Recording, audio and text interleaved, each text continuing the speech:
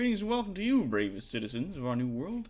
I'm Toronto's greatest supervillain and evil genius, Dr. Terwat. This is our Layer 4.0, and today we continue our adventures of the A-Team and our D&D campaign. We, of course, are going to be picking up right where we left off inside the large sort of household temple of Ophelia's family, our resident Mind Flayer. And getting on into our players, speaking of which, on the top of the list, we have the Sass Elf playing our Ophelia Ulitharad. Hello, my sweet chat children. Welcomes you. Hello. And we got Cassie D20 Love Chew playing Siace's Blue Leaf. Hello, Amy, your sad friend. And we got Ben playing Knocker the Goblin, one of our newcomers. Hey guys, I'm excited to be here. And we've got Storm Phoenix playing Katsiana, a Fae person, also one of our newcomers. Hello. And last but not least, we have our good friend Musing Star, who's playing Daisy Sunwing, the familiar to Knocker the Goblin, a tiny fairy dragon. Right, hey, howdy. Yee. All right. So, when last we left off, you guys had just managed to put down one of the sort of terrible creatures, one of the, well, not terrible creatures, but one of the Mind Flayers, who was attempting to kill you guys in this area, and made your way into this large room. As you can see, there was on that table a coin that Ophelia picked up that had her house sigil on it, and on that table, next to all of the candles and all the things that were there, is a large sort of egg-shaped gem. And that was, or rather is, the object that the king has told you to retrieve. One quick second before we get started, our sweet moderator, chat mom, Tonberry, has asked me that plug your thing today that you forgot to do before we get started. Oh, yes, of course. As I continue to forget, because I'm more interested in doing stuff rather than selling things. But yes, ladies and gentlemen, as usual, as of late, we've got ourselves a raffle going on, or ragglefull if you're me, because you misspelt it one time and now you have to live with that shame for the rest of your existence. It is $5 for a ticket, and each ticket gets you a chance to win each of the games. So $5, one ticket's into all three draws. And there is, today, we have The Novelist, we have Lost Winds, and last but not least, we have Soul Calibur 6 up for raffle. And right off the top, Rainer's dropping in $10, picking up 2 tickets. Hell yeah, Rainer! You getting them tickets there, bud? All right. Okay, now, getting into the game. A quick question. Is, other than the egg-shaped gem being the item we were seeking, Ophelia recognize it as anything more than that? You would recognize that as your family's treasure. That object was often something that your family would say that is yours, and like, we should never touch it, and it is your most precious object.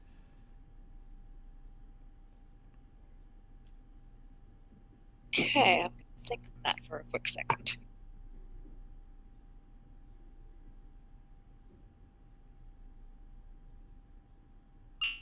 So, what are we all looking at here in this room again? Remind me what's happening here, and especially for the people who myself and the other two newcomers who haven't we only sort of just got here. Of course. What's the land? The landscaping is thusly. As you can see, there are the 2 large pillars that are in the room there, the 2 stone pillars. Right ahead of you on the floor, there are some scattered gems that once sat on top of this large mirror top altar. There are 2 doors thus down here, as well as a lit torch and another door up on that end of the base. Down on the south end of the room, there is a large table that has on it like a large book, several ritual candles, the big coin that Ophelia just picked up, as well as the large egg-shaped gem that seems to be the focal point of that large table's contents. And that's 2 more tickets for Calendros. Thank you so much.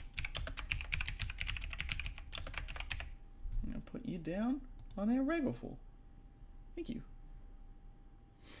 Now I'm trying to find the goddamn music. Is this one? Yeah, that'll work.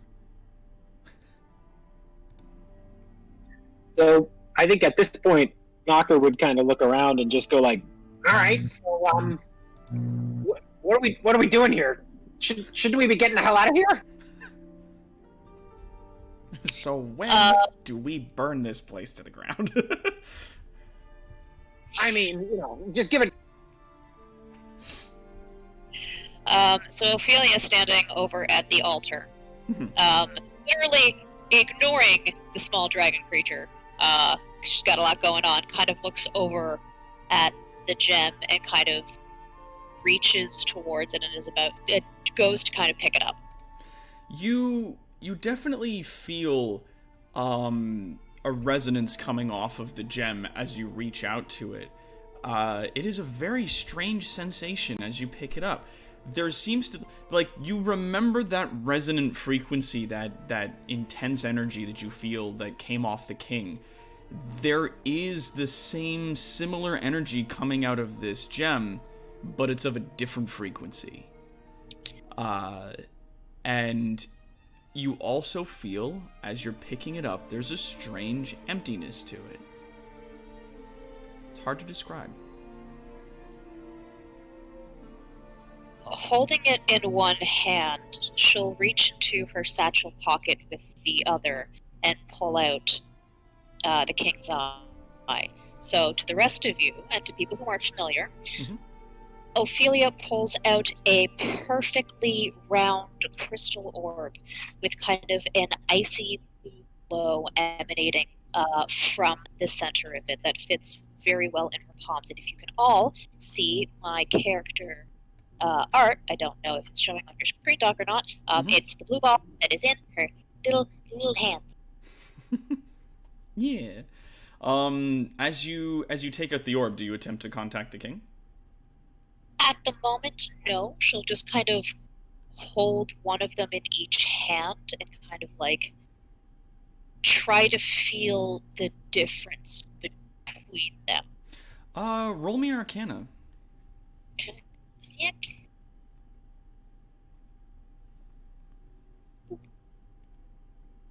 Oh, sorry, I'm on. That's okay. 21. That's 21. That's a dirty 21. I don't know why I'm set on. What's that? I don't know why I'm set on advantage, but I can't change it. That's fine. You just take the first one. If it rolls advantage, you just take the first that's rolled. At 21, you're holding each of them in your hands, and you're kind of seeing how they react to each other. The resonant frequencies of the energy that comes off of them don't seem to interact with one another. As a matter of fact, they seem to not necessarily harmonize, but you can see, holding the two objects close to each other, that, yeah, they're definitely, there is a strange similarity to it. However, looking at the large egg-shaped thing, the bigger gem that you have in your one hand, it's not a communication device. Like, this isn't for talking to whatever that entity is. This is definitely for something, but not for that.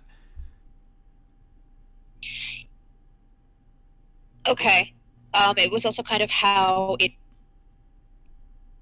like, is it just the emptiness? Does it kind of get balanced out by the king's eye, or no?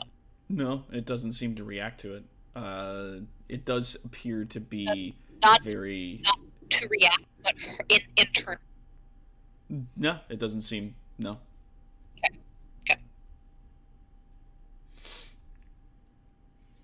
Well, yeah, so now you can add that to your inventory. You have yourself a big old gem. I'm gonna cross that out. There you go. So now you have the big gem. There's also a series of candles and a large tome. Let's see if anyone else wants to do it. Well, she's focusing on that. I'd like to see if I can sneak some of the gems that I'm holding into Knocker's pockets. Yeah. Sure. This is all very interesting, but I'm just going to go ahead and wander over. Yeah. So, look at that big gem. Yeah, well, you seem very interested in that. That's all very, very important, I'm sure. And I'm just going to quickly sort of scoop up all those gems. Like, Yeah, give me stealth. Roll me some stealth. If you're attempting to do this like unseen by folks who are in the room. We're just like, oh, you seem busy over there. I'm gonna clean up. These things fell on the floor. I'm just gonna. And in the meantime, I'm sneaking things into his pockets as well. Yeah, if anybody wants to roll opposed to that, it's 20 and 23, but they kind of go over and start scooping some things and doing whatever. Yeah. Just grab those things and just head for the old door here, because this place is scary. And now, as you are there, Knocker, and you are picking up the gems, you do notice that the surface of this table right here is changing. It kind of shifts from a mirror reflection to a window. Ooh, I like windows. Maybe it's the way. I would like to warn Knocker, if I see him go near it, that there's a big squiggly thing underneath there, and he might not want to talk to it. Squiggly, like squiggly how? Like squiggly, like scary, noodles or scary squiggly. So no, don't go towards yeah, it's kind the of a squiggly window. nope situation. It's a nope window. I'm gonna say Knocker, roll me a will save. That is fair. Oh, Jesus. I'm gonna go for a swim in the window. So as you're picking up the gems, and you're like looking them over, and your eye does catch the surface mirror of the altar that's there, and just from where you're standing, you notice that it kind of shifts a bit and stops being a reflection and starts being kind of a window. And immediately, that does seem very interesting. And you feel almost pulled towards it, and you start walking up the steps towards the altar itself, just having a look at it, and peering down through the window, you see just a landscape of flesh. It looks like it's looking into a massive cavern, and there are just tentacles and pulsing walls and eyes all over the place, and one particularly large eye focuses up and looks at you. You hear a voice speak to you from inside your mind. Strange. My house is full of the strangest things today. What do you call yourself, little friend? Oh, I'm Knocker.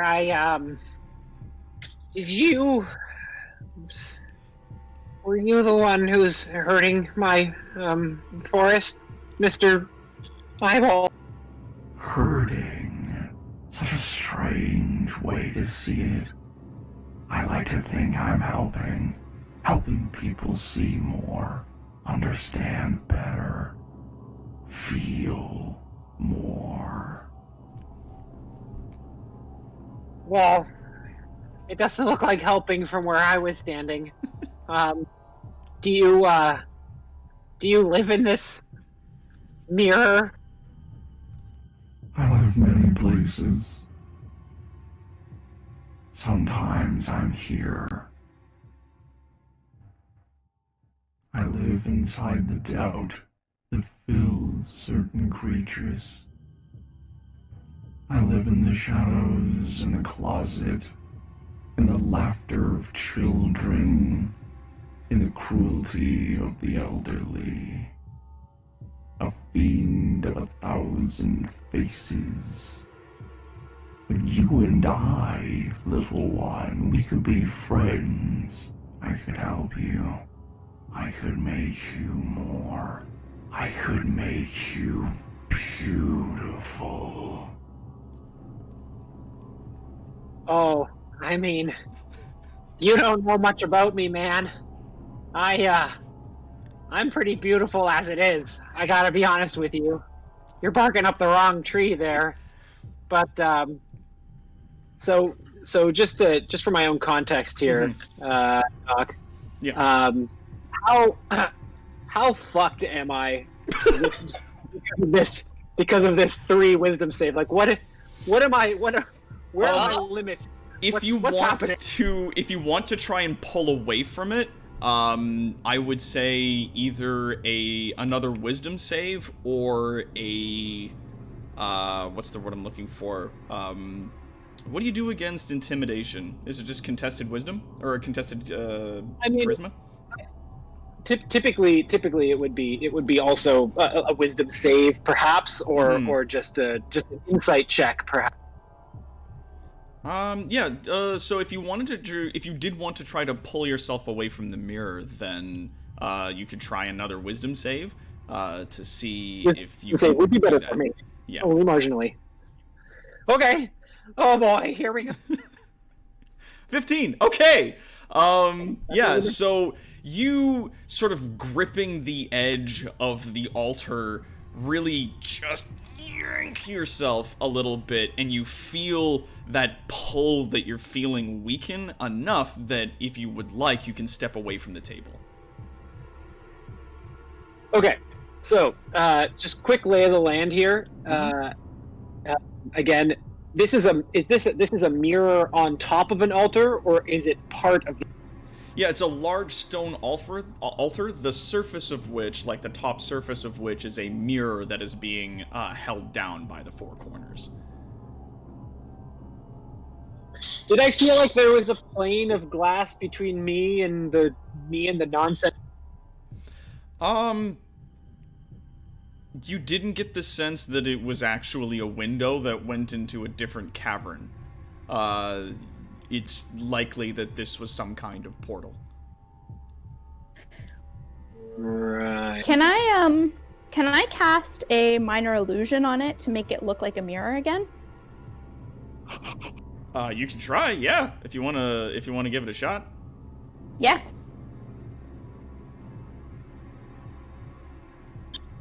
I try how. But yeah, so you have your 15 wisdom save. You succeeded, so you can step away from the table if you want, or you can continue. Oh yeah. Oh yeah. So now that I've made my save, I'd like to continue talking to it and just say, what are you doing here? What did you do to the forest? How are you helping?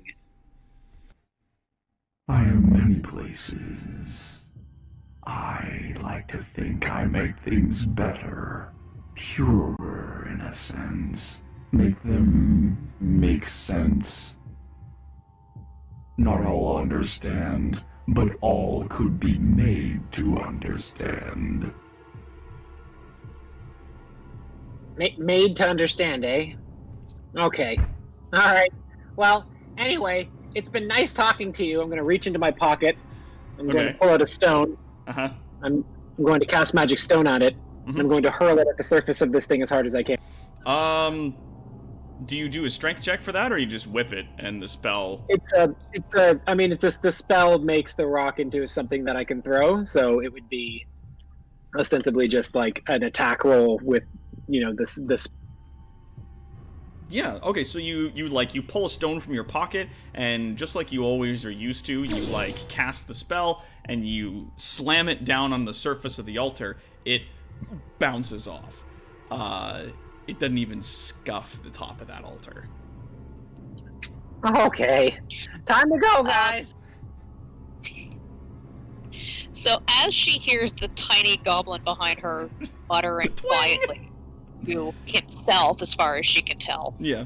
Ophelia's going to grab the book off of the altar and turn to see what's happening behind her. Mm-hmm. Yeah, so you can add the large tome to your inventory as well, and I can explain more of that to you as you investigate it.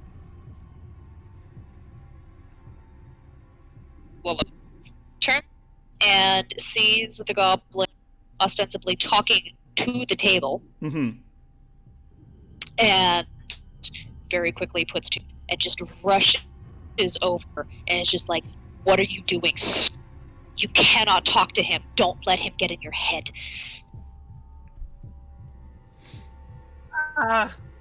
No, I think that would probably be bad. So, this is your house, right? You said this was your house? I'm gonna sort of just stumble back away from the mirror. I don't want to look at it. No, of course, yeah, you move backwards. Daisy, as you cast your illusion spell over top of the table, as you're used to, just like a minor illusion to make the surface of the table appear as a mirror again, the spell seems to take hold, and then it's almost like the particular illusion magic specifically gets sucked into it, and it resumes its normal state. Okay, so it keeps looking like a window? It does keep looking like a window if you get close to it. Ophelia, you are standing next to the table, so you can, looking down, if you look into it, you can see the entity on the other side. And I need you to make a wisdom save. Yeah. At this point, she's actually still holding the egg-shaped gem in her hand. Yep. I'm going to need you to make a wisdom save, but you are making this with advantage. And you have succeeded with a 16. So you feel the same pull that other people's have been feeling, that like once you get close to it, you feel like your mind yourself is being drawn into this window, into this realm. But for you feel just that presence, that mark on you that the king has left. Not necessarily burn, but you feel it react to that energy, and it does give you that little bit of bolstering that you need to defend yourself. You manage to pull your head away from it. She'll just kind of like glare down at it and just kind of like mutter aloud under her breath, and just her tentacles will kind of like angrily underneath her little face veil. Yeah. Actually, no. She took her face veil off a while ago. Tentacles are just twitching. Yeah. Okay, good.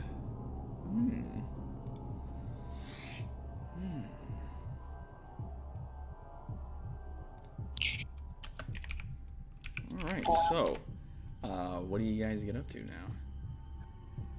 This place is bad, you guys. This place is real bad. I mean, I don't know. I think we gotta destroy this place. You gotta tell me that this is wrong. And I'm pretty sure. In answer to your question, this is not my house, but it was once my home. I'm learning as I'm going. I don't remember much from here. We get what we can, and then we gotta get the hell out of here. Yeah, so as you guys sort of step away from the table, there are still three more doors in the room here. And if you want to keep exploring, you may, or you may exit.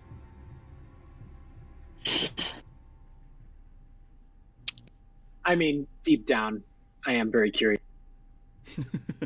Also, Ophelia, you would recognize the two doors at the bottom of this room to be some of your living quarters, and the door to the top being the living quarters to your folks. Okay, so this would have been kind of like the more mature, and this would have been kind of the juvenile. Yeah. Correct? That is correct. Yeah, because there's not so much like parents and kids. It's just like developing and like mature. Yeah. Okay.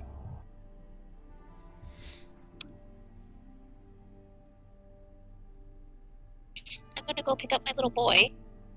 Yep. Pick up my little squishy. Pick up Seth.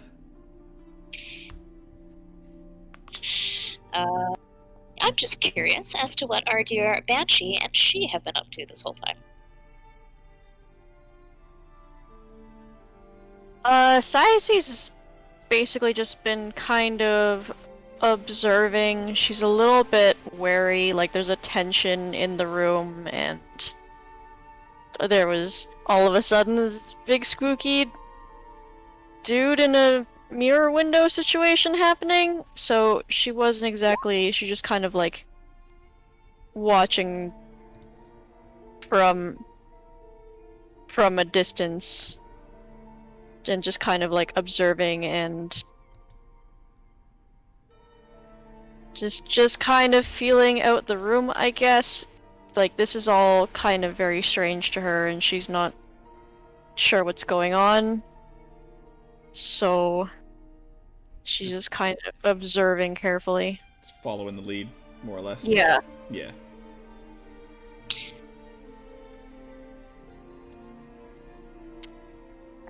I've just been standing back keeping an eye on that lovely tome that was noted immediately sitting on the table and which now resides in the, bag of one of my compatriots. That will need to be looked at. Mm-hmm.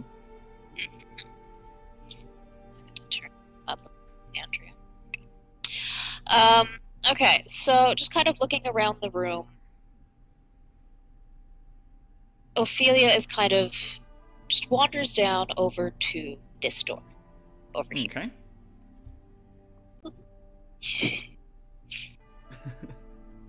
Squibbaloo-baloo-baloo-baloo.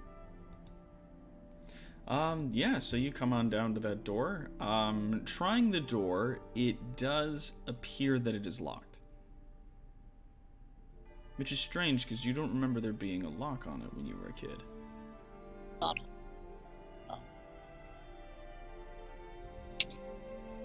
Pausing for a moment, she'll very hesitatingly take out a key from a cord around her neck. She's never had to use this key. Mm-hmm. But when she made her escape, it was just draped around her neck without a word. Mm-hmm. She's going to try it on the door. It unlocks the door. Hesitating just a moment, she's going to open it. Alright, so going into the room, let's open that bad boy up right there. No, I said right there.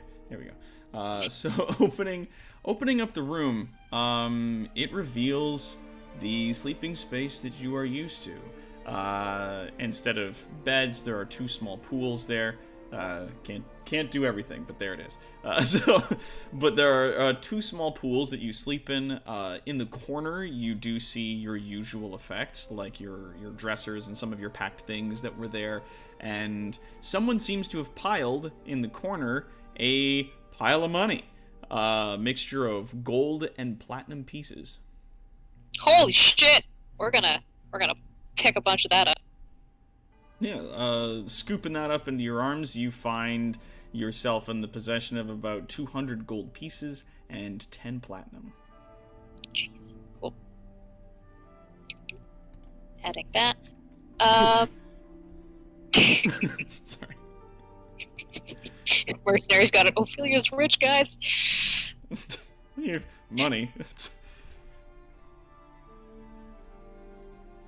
Kind of seemingly lost in thought, Ophelia's gonna walk kind of between the two pools over here and just crouch down and just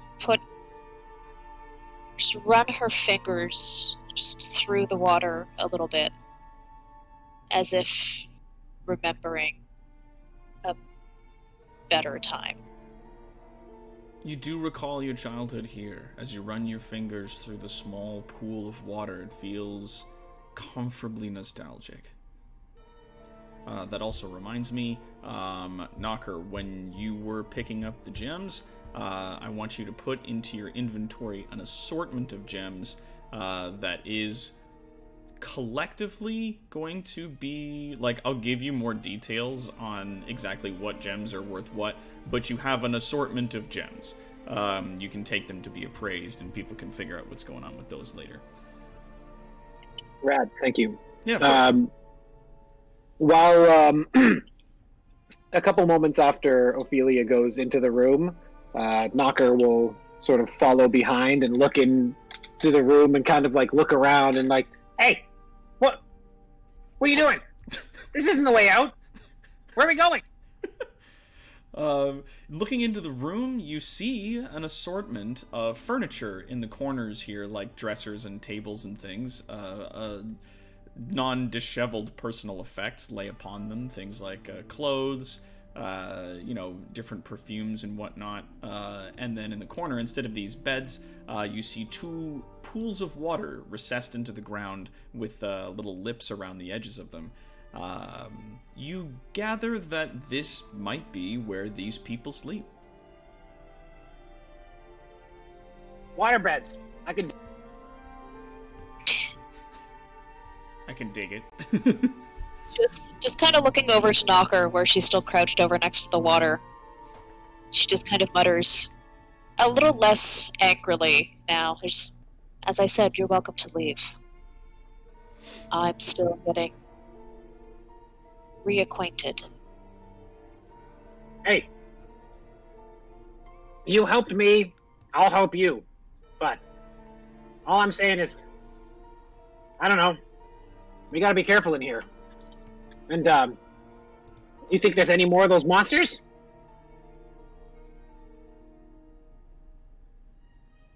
I wouldn't call them monsters, but there most certainly are. Okay, well, a monster is somebody who destroys things without any regard for who may be hurt in the process. That's a monster. So, these people are monsters. It doesn't really matter. You don't have to be, if you don't want. There are a great many other people who are monsters, and monsters who were once here as well. Monster. I like that definition that you use. I judge my monsters on a monster by monster basis. As she's speaking, Ophelia just kind of like wander over to the dresser and just kind of briefly look over and see if anything in particular catches her eye, other than what you described. You see some old robes and one dress that you were particularly fond of that you wore as a child. You think, perhaps at this point, it might fit your younger sister.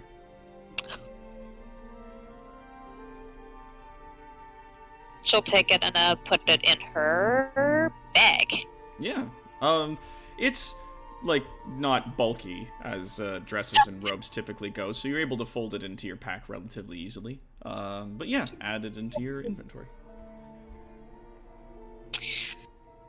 Once my thing decides to actually do a thing. And then she's just going to... 1 second before I decide what I'm actually going to do.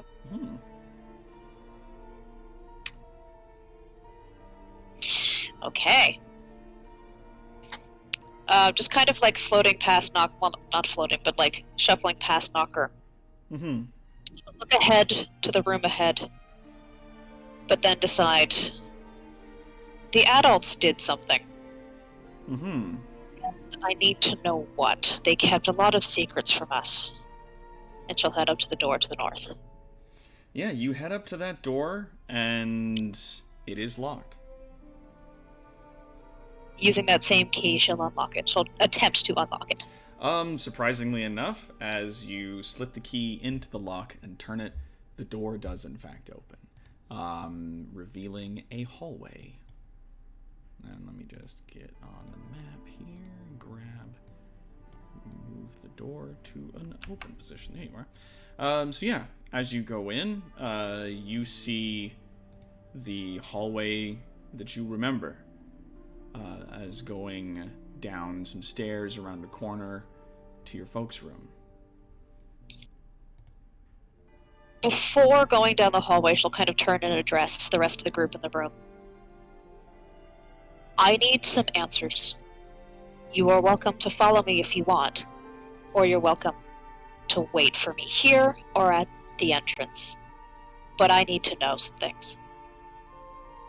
Well, I mean, we're not going to let you go alone. We don't want you to get killed, right? And then under my breath, I'll say, does anyone else think it's kind of weird that she has a key to...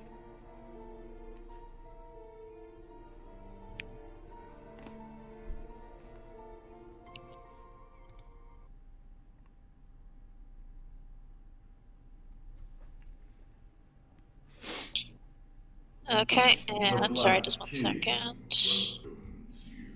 I'd like to, if I can, just like, I'm still invisible. So I'd like Sure. to just like flit ahead and fly down the hall. Yeah, here, let me select you and give you a little ninja thing. Here you are. So you are invisible. And whereabouts do you fly into the next area? Do you just fully go into the room? Yeah, like,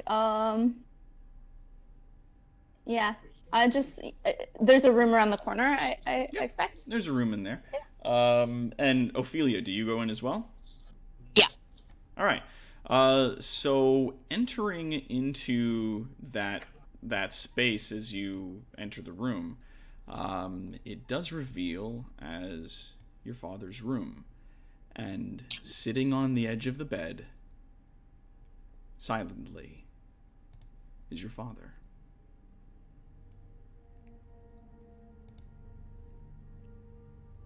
Tulro was his name. Sorry, can you repeat that? Tulro.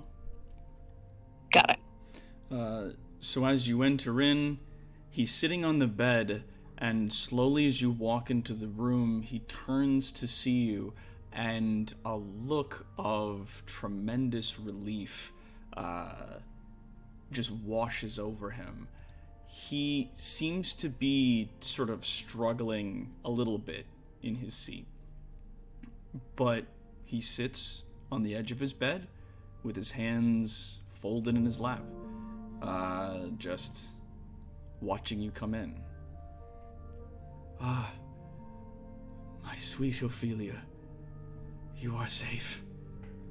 I dared not hope. So by the way, Cyaces has kind of started to follow behind carefully.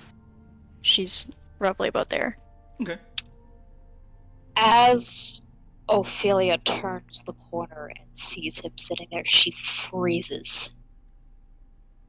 Stone still, with a bit of a tremor kind of going through her shoulders. He smiles in a way that you know only your people can. You notice that sort of the movements of his... Yeah, like, with the movements of his tentacles, how they curl, and the shape of his eyes that it takes, it is a warm smile. And he nods to you. He says, I dared not hope. After the Empire raided, and we lost track of you, I could not find your body, but we could not find you at all. No seances or calls to our god would reveal you. How are you still alive? She asks very hesitatingly. I know not how the Empire found us. We used many illusions, as I want to say I'm sure you know, but I don't know what you know of our people. It has been so long. We used many illusions to try and hide us, but while I was out serving our Lord, they came, and they killed all of us, and those they did not kill, they took with them. You are well, though. I've been more well than since before I returned here. How have you been keeping safe? Where are these? And he kind of leans and sees the banshee that's in the hallway just around the corner. He goes, "Are these your friends?" She'll just kind of bypass the question. Just someone else protected us. His brow furrows a bit, and he tilts his head. Someone saved you. Yes. And not the one you had taught us that would save us. I don't understand. Was it not our god that rescued you? It was not. When the Empire raced through these halls, only blood on their hands, I managed to get the rest of the children into a closet. She starts kind of shaking as she's talking. I got the rest of the younglings and found a closet out of the way.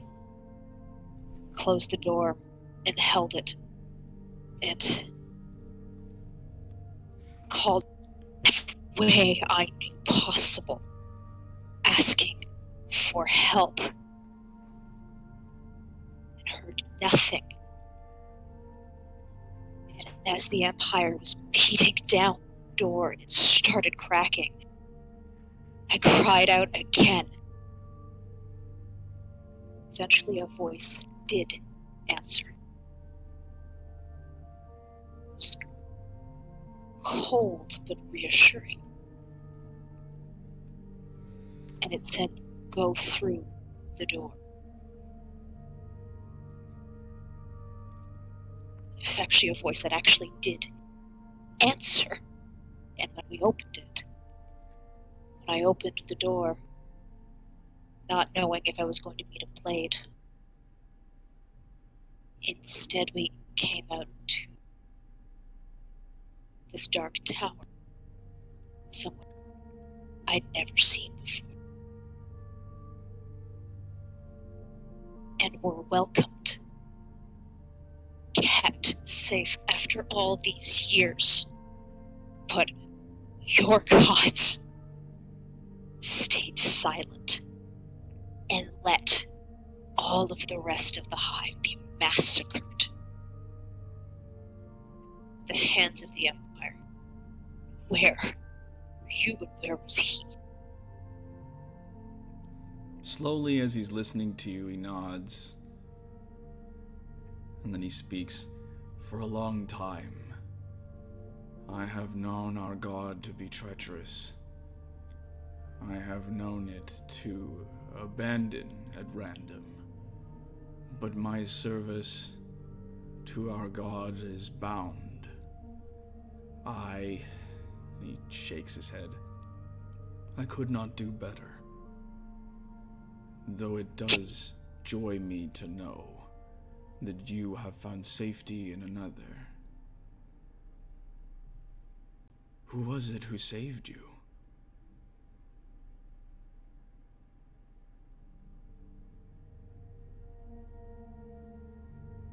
Did you really try looking for us? He nods, and you see tears well up in his eyes a bit. I looked for so long. For years I pleaded for knowledge. I dug, I followed every scrap and trail that I could when I had time. I found nothing. No trace of you.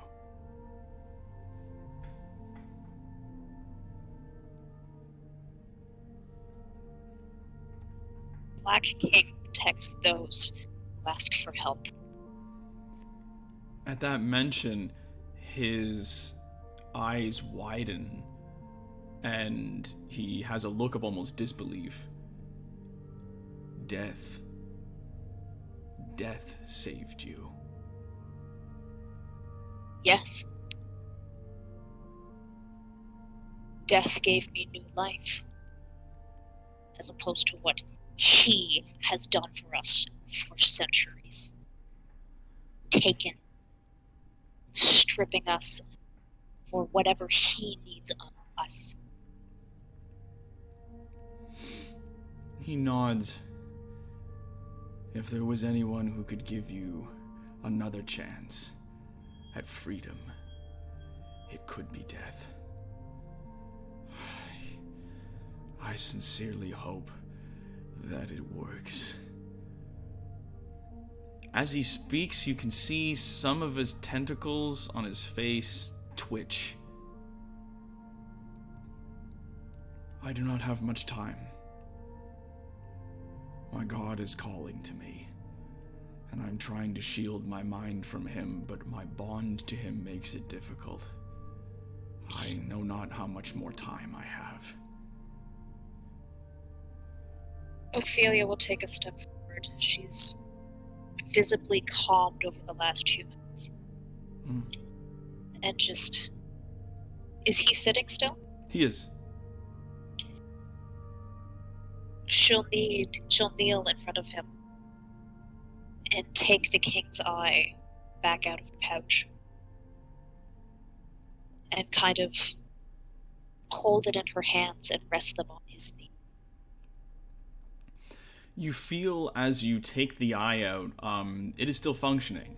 But as you place it against your father, its light diminishes. It doesn't go out, but it fades as it gets closer to him. He smiles down at you. He says, "You're a sweet girl. You have a big heart and a strong mind, and I can see that your king will have much for you, and you will grow into something so wonderful. It pains me that I may not be there to see it.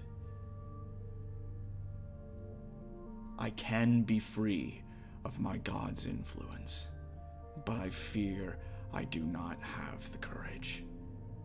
Can you help me?" I can.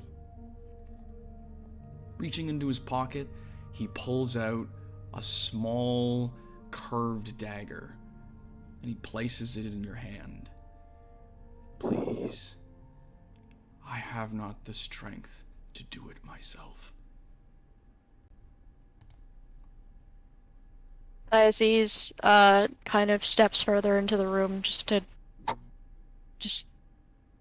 make sure that she's close by for Ophelia. Knocker speaking around the corner. He heard the words. He wants to see this happen.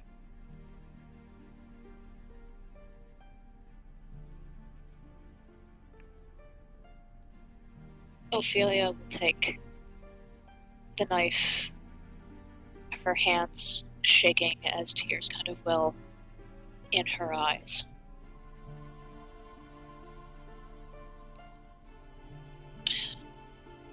She'll take one of his hands and put it on the orb, so her hand is holding it, whereas his is over top. Okay.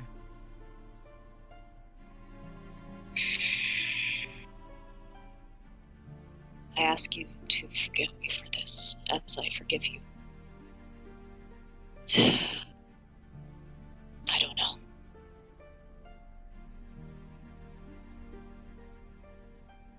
I wish I had known more.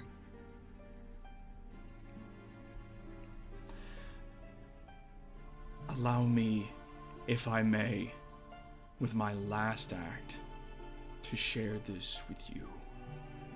And he leans forward, the ends of the tentacles from his face twisting and entangling around yours a bit in a ritual somehow that you've never known of your people. And he links his mind with yours, pressing in for just the briefest moment. Outside, it seems that it was almost instantaneous, but in your head, there is this wealth of knowledge that comes to you. Most of it is just memories, and a lot of it seems rushed and jumbled. It's hard to make sense of a lot of it. These are our people. This is their slavery. know them, and help them grow anew.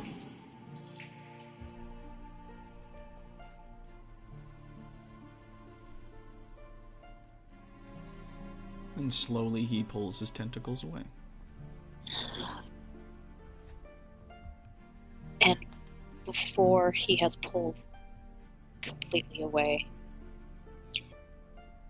Ophelia will drag the dagger across his throat, channeling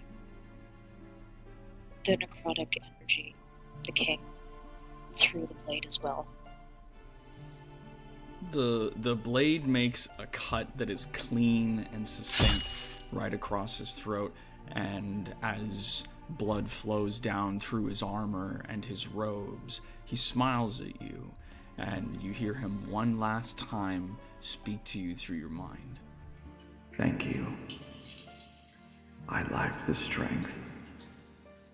It is good to see that our clan is in good hands. And just before he fades and she loses that connection to his mind, allow me to give you the gift of death.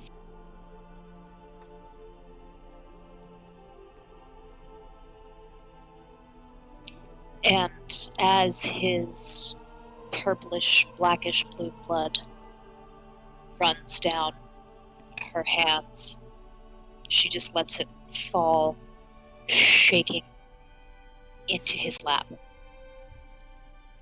And yeah, his body slumps into your lap.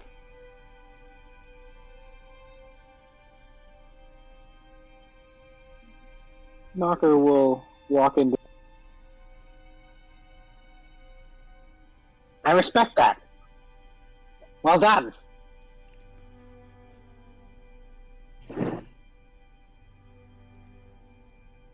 Diocese kind of like tearily like shoots Knocker a look like shush like Shut up. What? Roll the wisdom save. That was me. I did it for me. Okay. Okay, cool.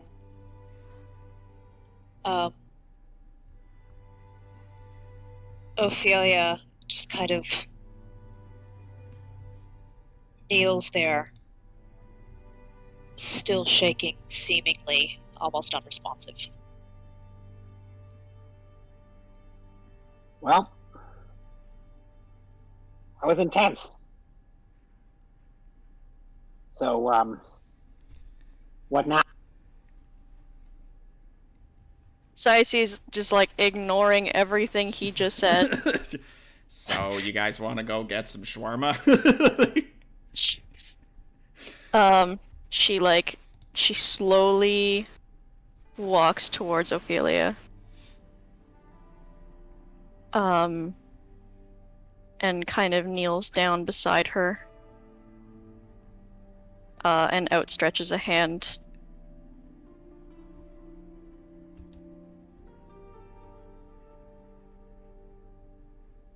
Do you touch her? Well, so she's like offering. She's offering her hand, like if you want a hand to hold, kind of thing, for So comfort. the way Ophelia is kind of, she's kneeling down in front of her father's legs, her head kind of like resting on his knees, the king's eye in one hand and a bloody dagger in the other, and she's just kind of like has her face buried in the robes on his legs and is just not responsive, so she's not even looking up. Okay, so Diocese just kind of very quietly, just to kind of make it known to Ophelia that she's there, not to cause any alarm. I'm here. And she like very like slowly and carefully like puts her hand on Ophelia's shoulder.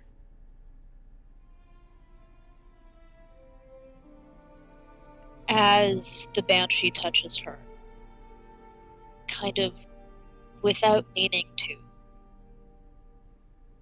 Ophelia kind of taps into almost like her eternal sadness, and tears just start streaming from her eyes as she just kind of looks up at the figure in front of her.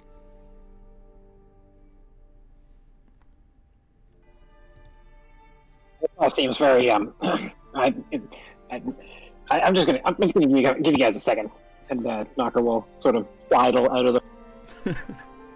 Yeah, so you sidle out of the room, and you give these guys some time to sort of be in this situation. How long do you guys remain there? As long as Ophelia needs. I don't think for more than a minute or two, Okay. because she is still aware of where they are. Mm-hmm.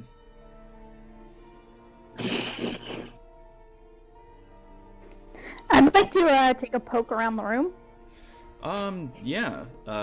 As you, still invisible, sort of flutter around the room, you see that there is a large bed that's here.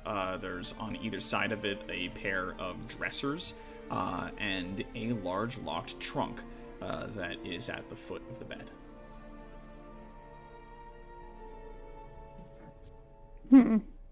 Can I try to peek through the peephole of the trunk? Yeah, Or if you want. the lock hole? Do me a perception roll. Okay. Oof. 8. Not great. It's really dark. Like looking through the hole, it's hard to see what's in there. Okay.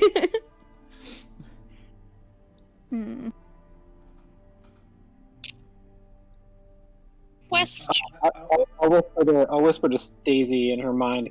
Come on, get out of there! Don't, give us other rooms. But there's a treasure chest. Yeah, there's okay, but just they'll loot that one. I'm Stop. Fine. with a passive perception of 12, do I hear this poking around the chest at the foot of my father's bed? Unfortunately, poking. no. She was just kind of looking through the hole and is still invisible. With a passive of 12, you wouldn't be able to see her. Yeah.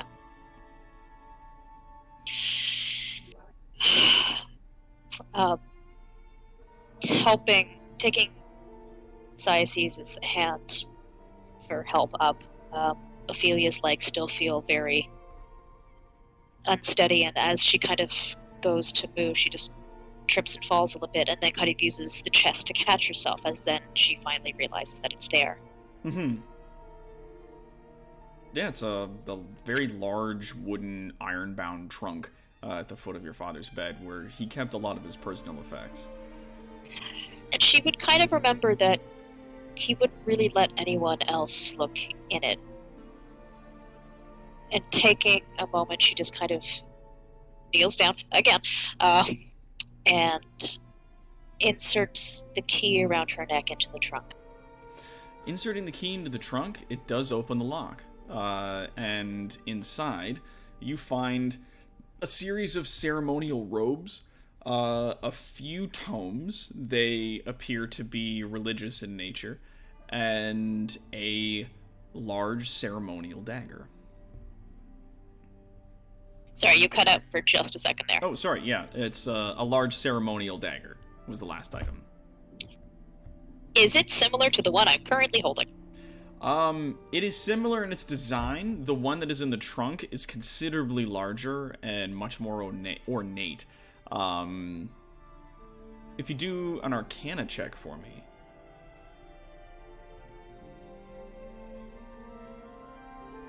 Yes. 15. Yeah, it is magic. I will take that dagger. But I will also keep the one that is covered in blood in my hands. Of course. All right. So you have those two daggers. Is there anything else that you take from the trunk? Yes. I will put on his robes. All right. They are They're very ornate, dark black robes. The edge of them has like a gold sort of filigree along it. It is very fancy, and as you're putting it on, it is a bit big on you. You think maybe you could have it taken in if you talk to the right people. But yeah, as you put it on, it's like, yeah, it fits. It's a bit loose, but it fits. Taking kind of the sash from her old robe, she hikes it up a little bit to make sure that it's not long enough that she'll trip on it. And then just kind of like turn to Siaces and go and just say, he kept a lot of secrets from me, but at least in the end, he was himself. And with that, she'll just kind of scoop up her little. All right. Hey, you scoop up Seth. And with one last look at the figure, kind of lying on the. She will. Just being very slow.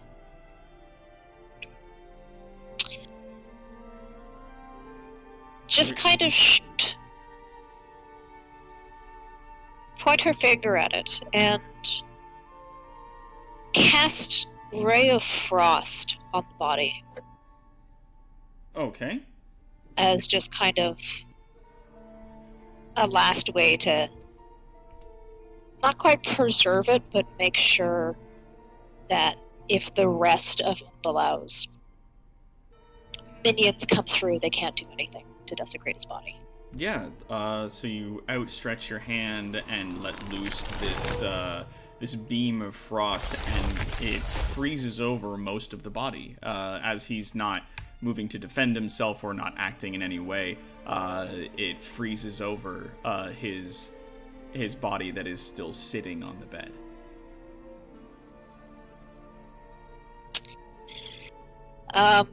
With that, she will start walking down the hallway, putting her hand on the king's eye as she does, and say, "We've retrieved the artifact." Speaking back to you through the orb into your mind, you hear the king speak softly. Good. Return to me as soon as you are able.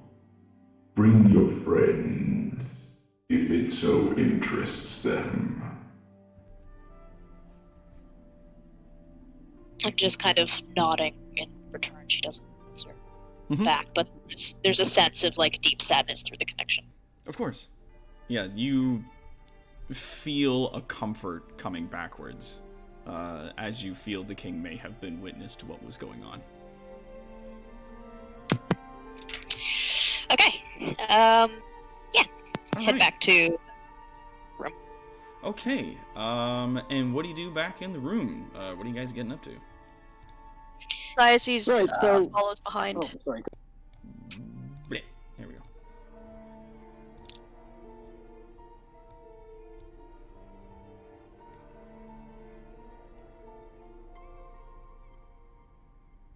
So Siaces follows behind, and Badger, what were you saying? Oh, sorry. I was just like, after I went outside and I wait for a moment, sort of pause, and then go, all right, well, I guess it wouldn't hurt to look in at least one more room. And I'll come down there and go to that door that hasn't been opened yet. Oh, yeah, this door down here. As you approach the door and you try the handle, it is locked. Oh. Well, that's unfortunate. I might have something in my bag here, and I'll pull up my crowbar and try to pry it. Do me a strength check. Or, ask the person with the obvious key, Yeah. but sure. You can see there's a goblin with a pry bar trying to get a door open in the room as you come back in. She does not care at the moment. She's still stuck in all up in her own head. All right. See, all the more reason. Don't worry, I got. with an 8, you manage to like really get the pry bar like into the front edge where the door is, and you heave, and it doesn't seem to budge. All right. Well, that's fine.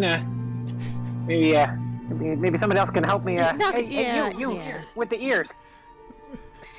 Since I don't, I've just been standing up in the corner so I could like see multiple doorways sort of from one spot in case there was trouble, because I still don't trust this place at all.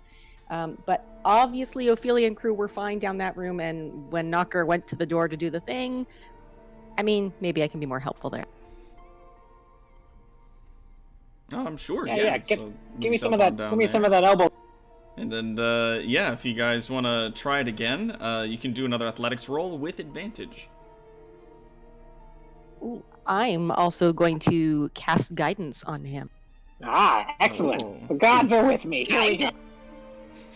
Now, what does guidance do? If you want to click on it to drop the spell description in.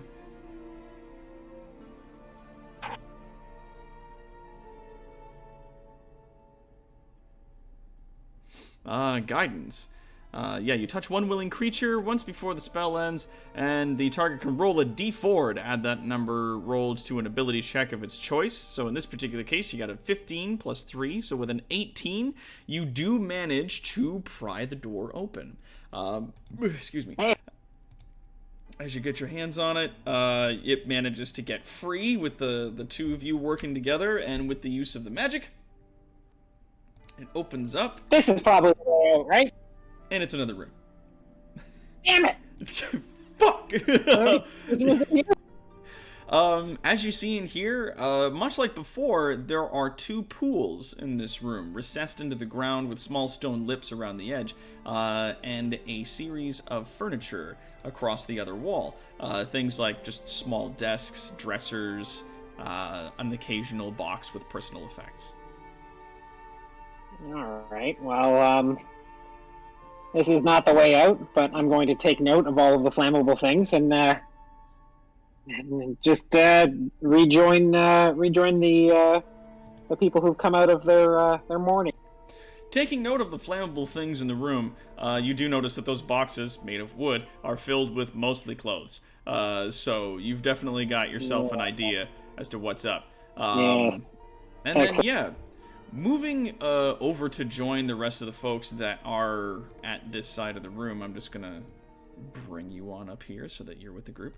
As you guys move to exit this area, there is just the strangest... It's not an earthquake, but it is a small tremor fills the building, and in the distance, you hear something. It's hard to put your finger on, but it is this terrible, terrible noise that permeates the halls.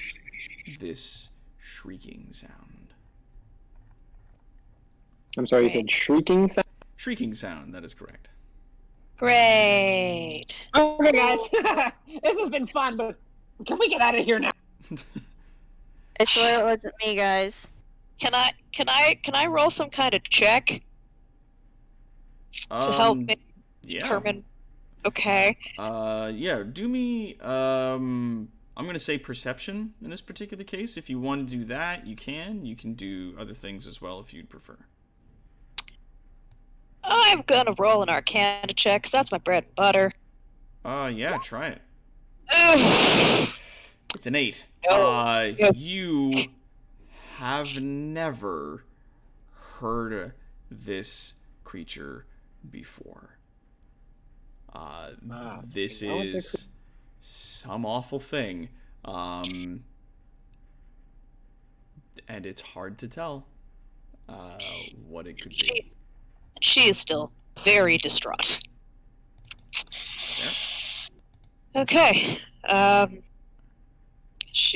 just gonna start going.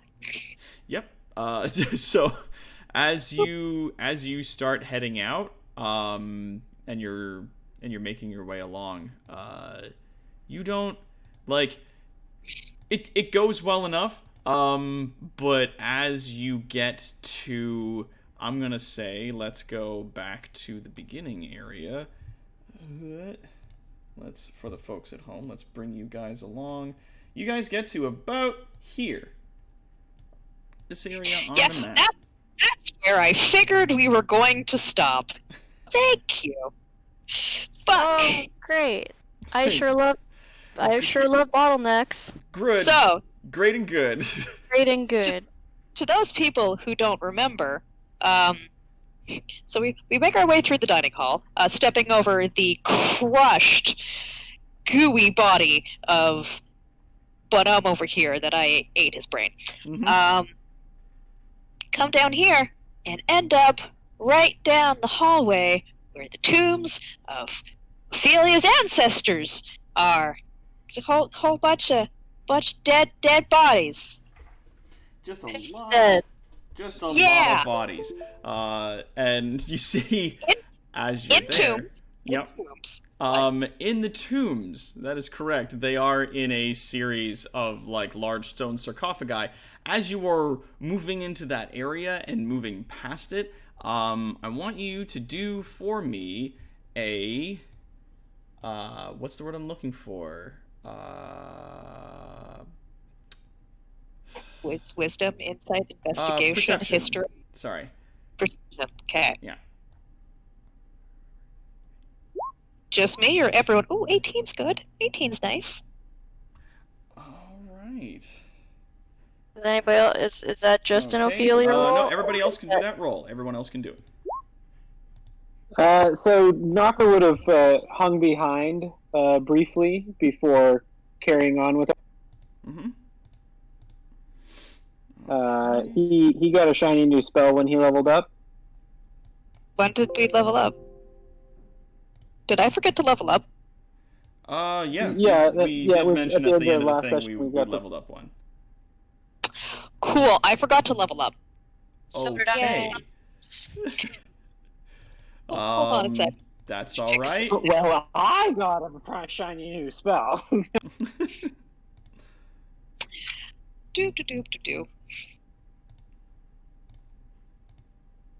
Anyway, I'm gonna stay behind with Knocker.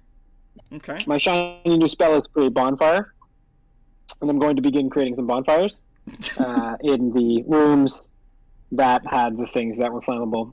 I'm just going to sort of like, as I leave, I'm just going to snap my fingers a couple times and like anything that's flammable as I leave.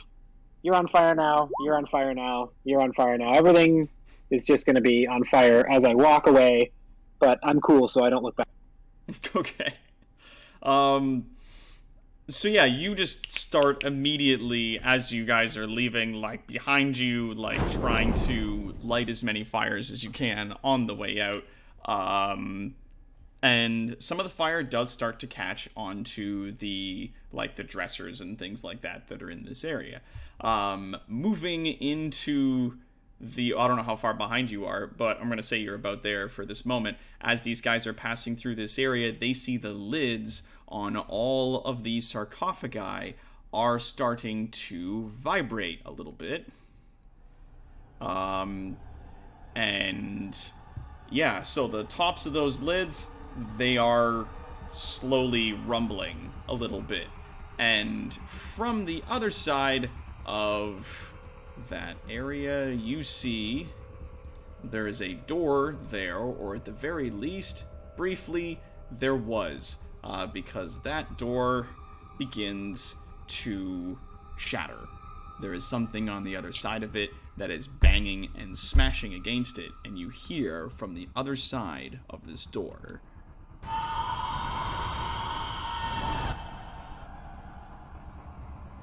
Sorry, to confirm, from here? Because I'm having some lag issues right now. Whoops. Not. Sorry. Hold on. Here we go. Yes, so from where you are, the door that is across the way to you, this door that's over here, starts to rattle and bang. And there is a Wonderful. screech coming from the other side. Quick question as I begin to level up very quickly. When we level up, did I get all my spell slots back? Or just what we had? Just what you had. Any new spell slots that you gained, I'm gonna just say I'm gonna give to you. Yeah, I gotta figure that out real quick. Yep. Okay, let's keep. Okay. As you guys move into this area, I'm gonna say this area here, where the load of you at the front of the group, if you could put yourselves in formation.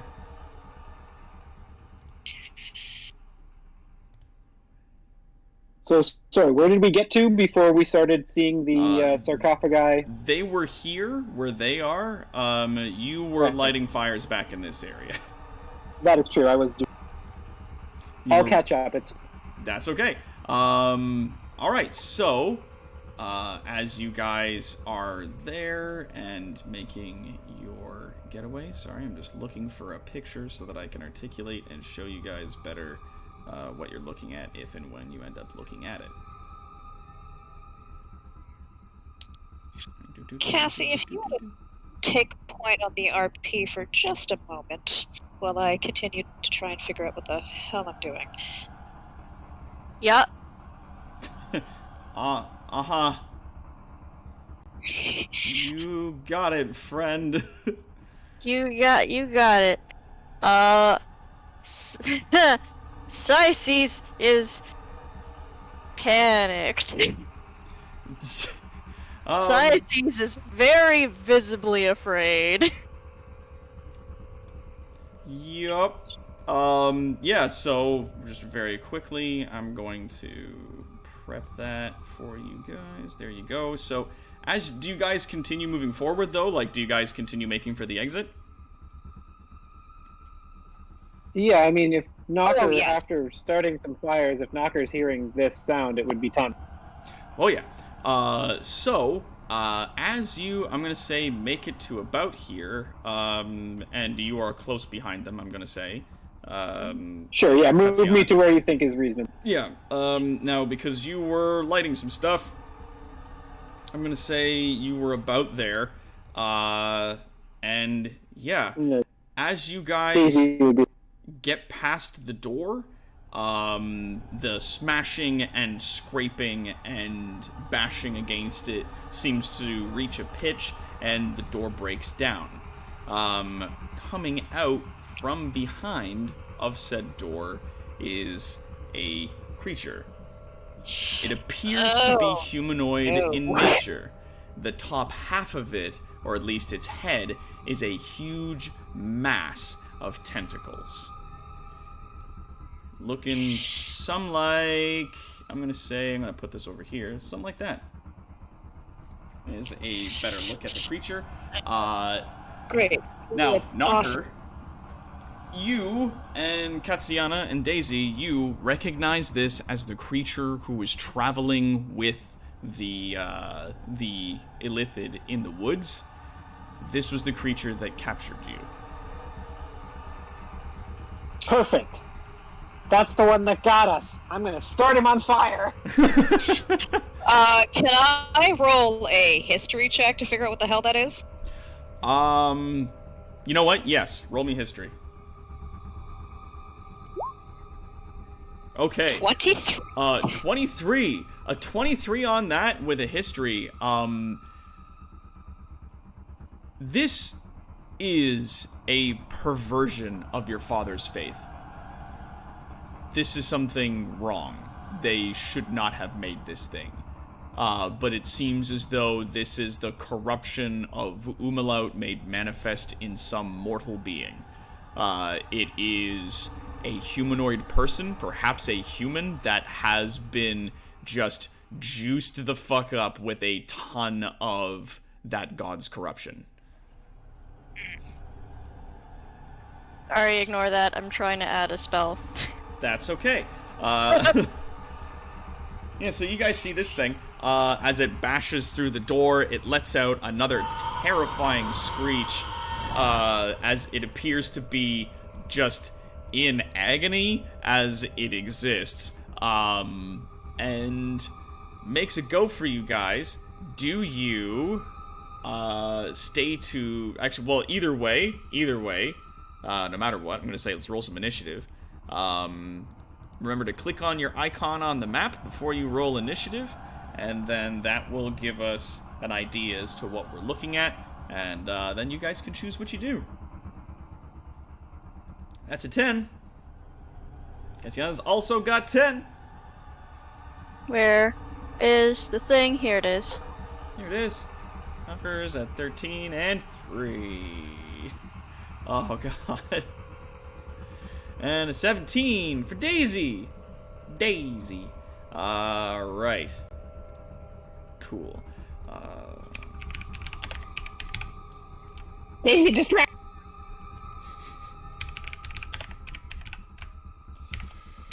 Ba-da-ba. It's also 10. Wild. Okay. So, I'm gonna put you guys in descending order, and I am going to... Whoops. There we go.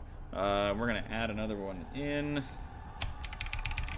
And we're gonna add that in at 10. Add. You are supposed to be at 10, sir. Thank you. And descending order. Okay. Alright. Top of the order. Daisy, what you up to? Let's see. I would like Sorry, to... and frickin' make it go away. Why isn't this where I don't know how to use this thing? Whoops. Sorry. That's okay. Don't worry about it.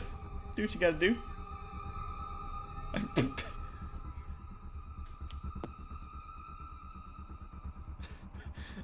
People are like, I've seen that thing in Dead Space cut off its limbs. Cut him off. Get him out of there. Too many limbs. You need less.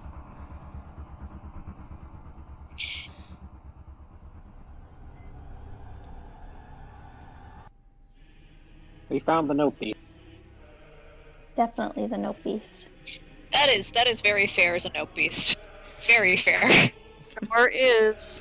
Boy, oh Not boy. Not even mad. To figure out if I have spells before I actually get into combat. Let's see how big my minor illusion. Haha, whoops. Haha, whoopsie. Alright, so, Daisy, what do you do? I'd like to try to distract it. I'm just gonna cast Dancing Lights and send it to like swirl around its head. Yeah, you know what I'm gonna say? Roll me charisma. I mean, like a raw-ass charisma roll. Yeah, 14. Yeah, alright. As you cast your spell, the lights flip out and start swirling around its head. It doesn't seem to catch its attention. Largely, it doesn't have any eyes that you can see. And as the lights swirling around its head, one or two of its tentacles kind of like swat at it, but it continues its like strange lurch forward. Is there anything else you want to do with your turn? I think I wanna just like go forward and look at these sarcophagi. They're like moving, right? The lids of them are vibrating, yes.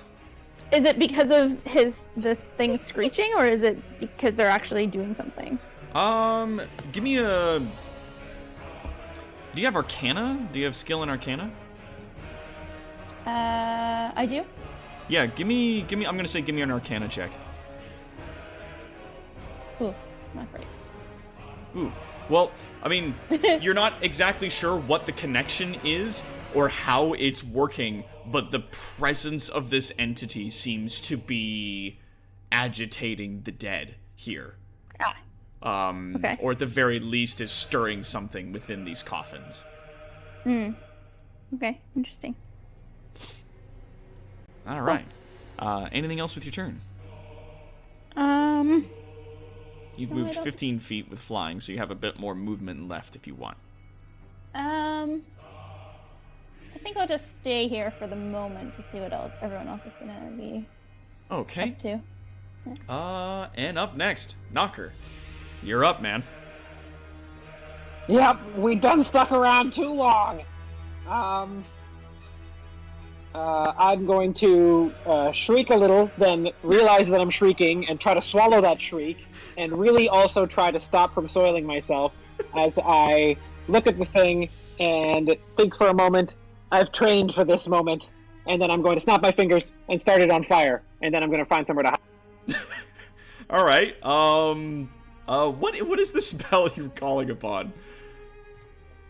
So it's create bonfire is the spell that I'm using. I'm trying to link it, but it keeps just doing the spell itself. So anyway, it's within 60 feet. I can create a 5-foot cube of fire. Magical fire there it is.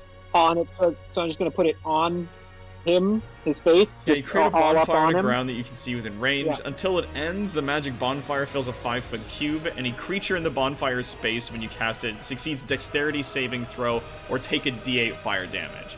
So yeah, you, like, snap your fingers, and immediately, bursting out of the ground underneath its feet is this bonfire. It starts up, and it, like, sort of reels a little bit at the fire, screeching a bit more, and, let's see if it... Yeah, let's turn down the music just a touch. The music does have a chance to get loud. Boop. There, we'll go to there. And let's see.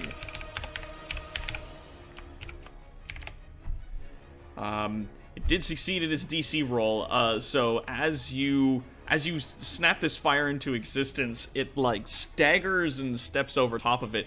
Its body movement is, like, as it lurches forward, sort of twists and turns in on itself, much like you would see something, I don't want to say Ghibli film. You know, like Hellboy, that guy that plays Abe Sapien and plays all those other scary things in Pan's Labyrinth? Kind of like those things. Yeah. No, I hate those things. Yeah, it's a spooky and unnatural walking. I don't know what I expected. That could have gone better. So I'm going to reach into my pocket, grab 3 little pebbles, and I'm going to cast Magic Stone on them, and then I'm going to duck the All right. back up here. And, yeah. And you're back up there. All right. And it is the entity's turn. In this particular case, it lets out another terrible shriek and then begins to lurch forward in this direction and just takes a swing at the nearest unfortunate individual, which in this particular case is Katsiana. It reaches out with one of its hands and attempts to grapple you. Could you roll for me a strength check? Or athletics, depending on which is, if you actually have points in it. Nope, neither of those things is going to help me. Oh.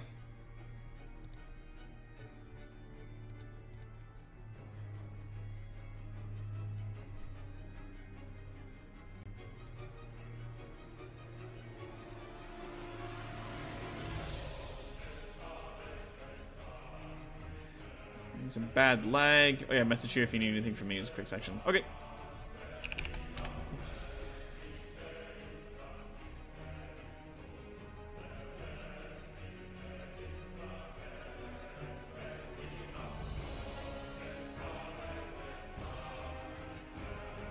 Oh, no.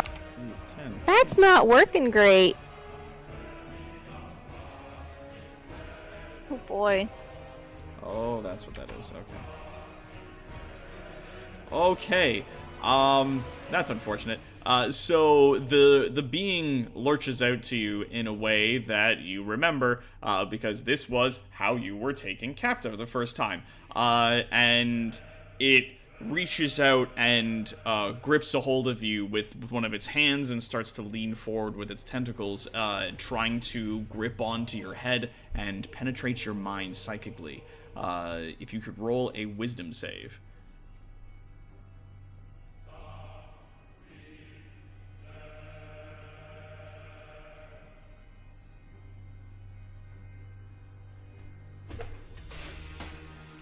Okay, so it's under 10. You at this point begin to lose consciousness, but you are not yet unconscious. Oh no, it's happening again. So on your turn, you will have another chance to make a wisdom saving throw to try and resist, but if you do fall unconscious, then unless somebody does wake you up, you're going to be out. Alright.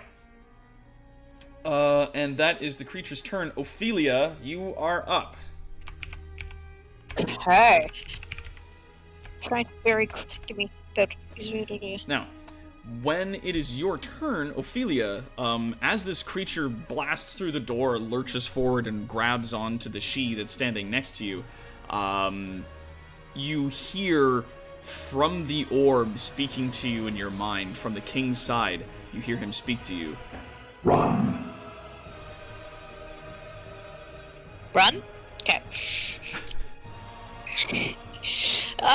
Yeah, she is very, very, uncomfortable and upset with everything that she's seeing. It feels wrong. Like, this creature should not exist, and it just kind of...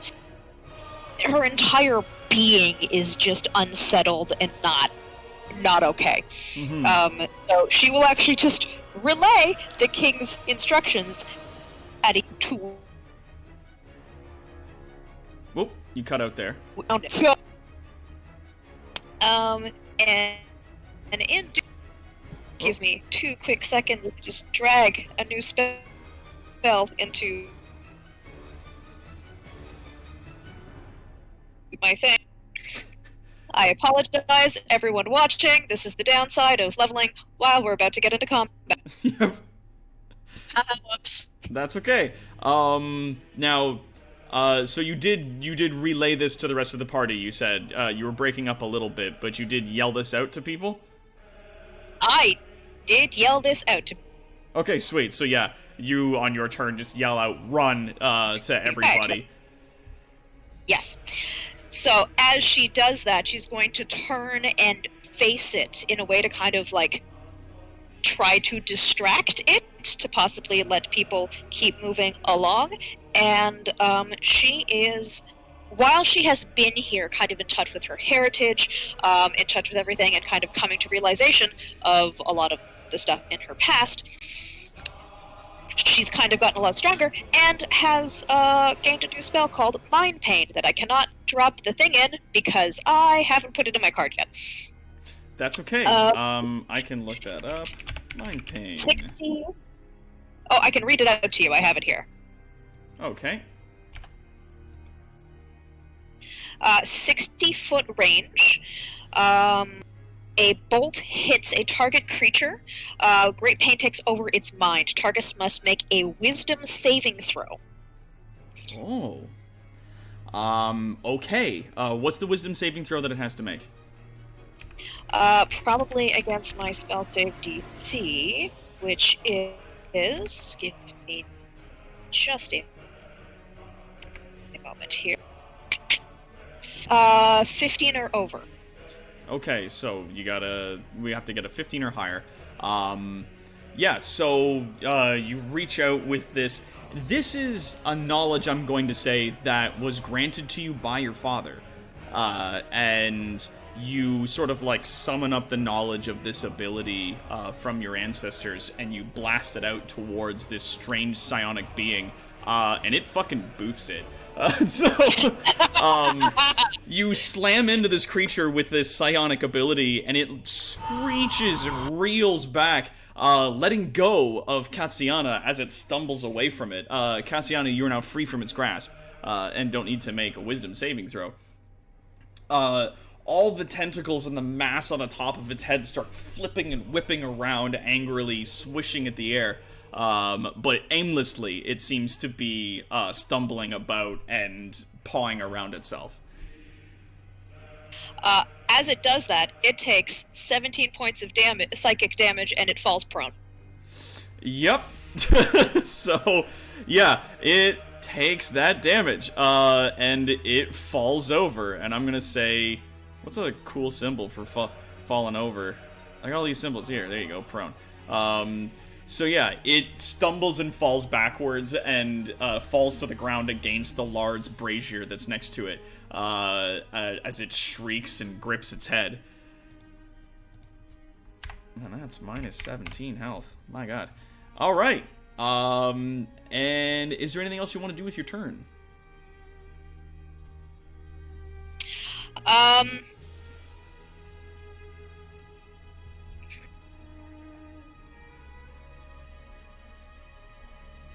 No, I'm going to stay where I am. Kind of in the idea to try and like draw its focus and hopefully let everyone else kind of run on the way out. Though she will tell her little boy to scoot up the stairs. No, he definitely scoots up as you give him the command. He like starts to fumble and fumble his way up along. All right. Oh, all right. That's what I wanted to do. I didn't roll his initiative. Yeah, he rolls initiative. That's a very good point.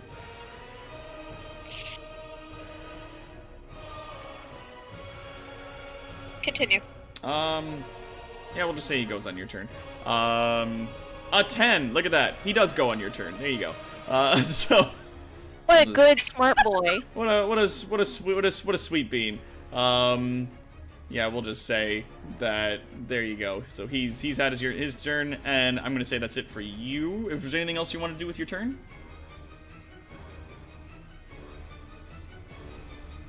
Anything else you wanted to do? Sarah? She's still here?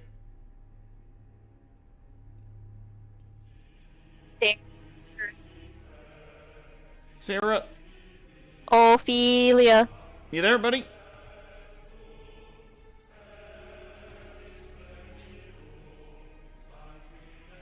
Oh, it seems that Discord may have typing. pooped. That is my turn. Okay. Yeah, okay. Okay. Alright, so Katiana, you are up. What are you doing? She said run, right? Yep. I'm just taking a quick look around. Does everyone else look like they're maybe getting ready to, Cheese it. See me, I hit. I mean, I see Seth is bolting. What about Zeiss?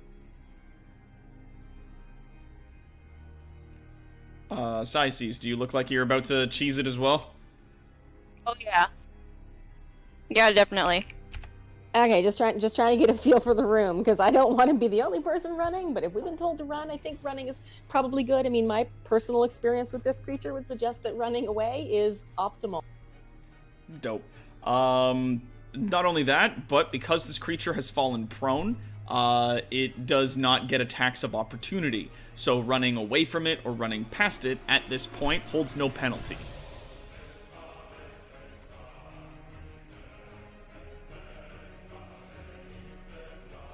All right, well, it doesn't hurt to try one thing before I start running away. So since that thing managed to get within 5 feet of me, I think I'm going to try my luck at a hypnotic gaze. Hypnotic gaze. Wisdom save.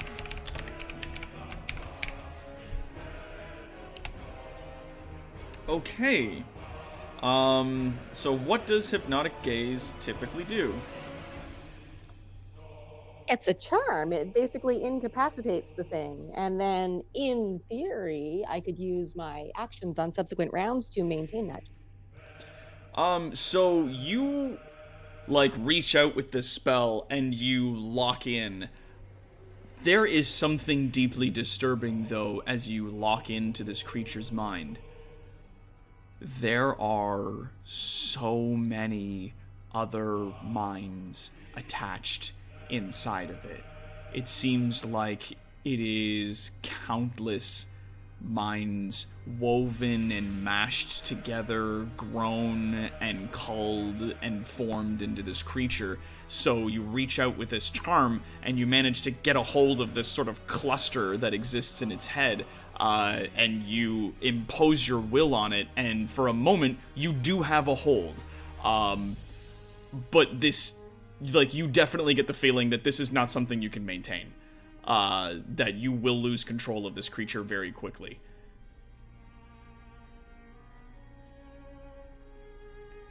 Am I back? Am I back, guys? You're back! Cool. Welcome back. Okay then. Well, if I don't think that's going to stick, then I can't buy us much more time than perhaps the one round that it will spend charmed until I'm too far away. So, with that, Yeah. I am now going to move too far away, so I can't hold it anymore. Yep! And Ophelia's just like, don't stand there, just keep moving. Yeah. So right before she turned to leave, she cast a charm spell on this creature, and it took hold, but it's not going to hold for very long, so she's just gonna bail. Because it seems to be able to, like, hold it against the ground like that for maybe a round, maybe more, but it's hard to tell. Mm-hmm.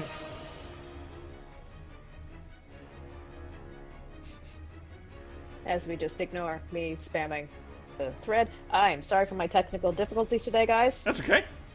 All It's, good. We're about to think it's a that. day of that, so don't you worry. Alright, Katsiana, is there anything else you want to do with your turn? Because you've taken a regular and a move action. You still have a free action. Anything else you want to do? No, other than, sort of inwardly sort of marvel at the disgusting nature of the state of that thing's. Oh, yeah. And Syaces, our local sad banshee. What do you do? I'm the sad one. I'm the sad one, and I'm also currently the very, very scared one. So there's nobody else in around its vicinity, right? Nope. Cool. Syaces, very scared, absolutely horrified, has been through a whole lot today. Witnessed her dear friend go through a very painful experience, and all of the scary monsters, and now this very also very big scary monster. And she lets out a horrible scream. Syaces casts Shatter. Shatter. Ooh, yeah, so you reach back and let out this, like, terrifying shriek at this creature. And let's see. No, it doesn't make it. So you just almost on reflex let out this terrifying shriek, and it just rips into this creature, doing its damage, just rolling over it, and you see cuts and lesions sort of open into its skin as it writhes on the ground, desperately trying to get back onto its feet. You have done damage to it. It has not slowed it down, though. Like, this is a lot of damage, but this thing can definitely, as you can see, take more of that. Yup, okay. And with that being said, Syaces backs the fuck up. Where's... Okay, I was standing there. Yeah, so 5, 1, 10, 15, 2. 20... You could go as far as here. Let's do it, right there. There it is. I'm a ghost, and I do whoosh ghost things, and I'm over there now. Yep. So you shriek and bail out to that point. That is good. Daisy, you are up. Alright, I think I will run away. Well, fly away. I will fly away. You can take both your actions to move if you want to sprint. Yeah. I think I will do that. Alright, Not cool. much else I can do. So That's I will- okay. How far can you fly again? I can't remember. My fly speed is 60 feet. Yeah, so you can get the fuck out of Dodge if you want. Like, Yeah. I'm gonna zoom away. 60, then 5, 10, 15, 20, 25, 30, 25, 50. Yeah, you can be out the door if you want. Where's Knocker right now? Knocker is just up that hallway. Just chilling out around the corner. He's up there. Where? Yeah, I'm with you. Oh, you're there. Oh dear. Well, that's not very good. Oh, that's not good. Hmm. God help me, you cowardly dragon! You're supposed to be my savior! Bye! Just... I thought you were my familiar! Well, what the heck am I supposed to do? I'm gonna fly away still. Tell them my story, but if I die, I'm pretty sure you do. Okay, I'm gonna... Here's the question. Is the dragon visible yet or no? No. Yes, so Damn it. you feel something like run, like whoosh past you, as all this is going down. You might not even notice, considering the focus on this monstrosity. Yep. I apologize if you hear small noises in the background. My cat has decided to sing me the song of his people. Sweet. Yes, best thing. All right. That is Daisy. Knocker, what are you up to? Oh. Knocker, where the fuck are you? Torn between setting it on fire more and running, but I think I'm gonna have to. Yes, with the running. If you run, like if you sprint, you can get this far. Yeah, that's what I figured. That's alright. I'm sure if that's where I go to. Everything will be fine now that I'm... Now that I'm within munching distance, hooray for me. So, I'm gonna... Okay, so what I am gonna do, though, is I'm gonna turn to Ophelia and I'm gonna say, this thing can't be allowed to live! We gotta kill it! As you're running by and you're saying this, first. the creature, like, for its turn, basically spends its turn, getting almost to its feet. Like, it's not quite standing yet, but it manages to shake off the charm spell, and, it begins to sort of, like, with its pelvis first, stand up in a way that is wholly unnatural. And you, Ophelia, because of your sort of psionic nature, you feel this just oppressive presence come off of it. It is like 100 people screaming. It is almost countless minds all shrieking in agony at once. And it's your turn. She hisses. Like, literally hisses. Her tentacles flaring out and her eyes going wide and completely black. Not that they weren't really black to begin with, but yep. we're going with it. She is just not okay with this. Sure, Juno. Love your cats, by the way.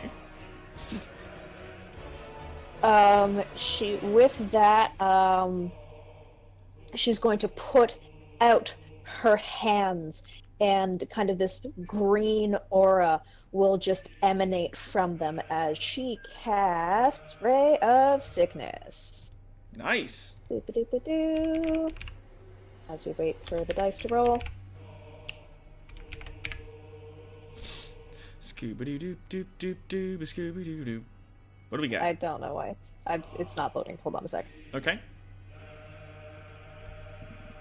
Can I use my clever action to run? Okay, I might just have to read it and then figure it out from there because it's not working. Ray of Sickening Green Energy lashes out. Mega ranged spell attack.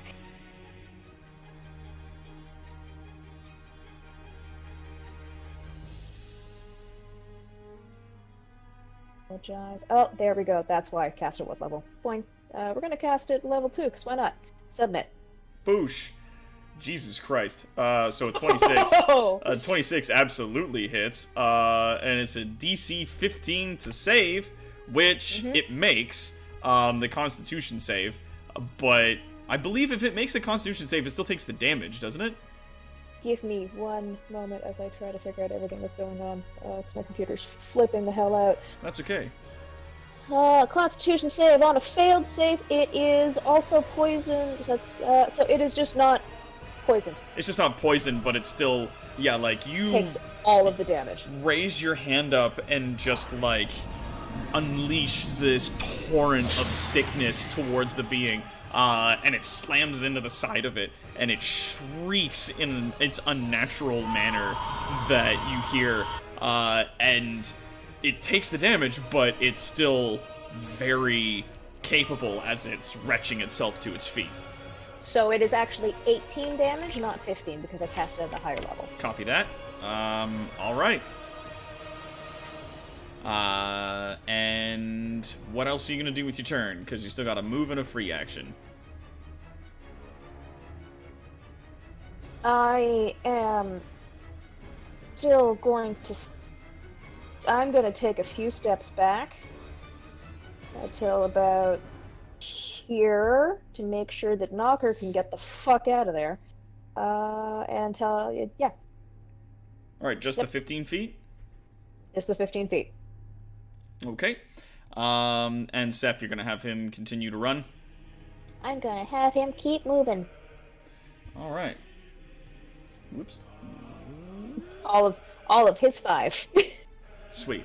Yeah, so he continues to, like, sort of slop his way up the stairs. Katsiana, it is your turn.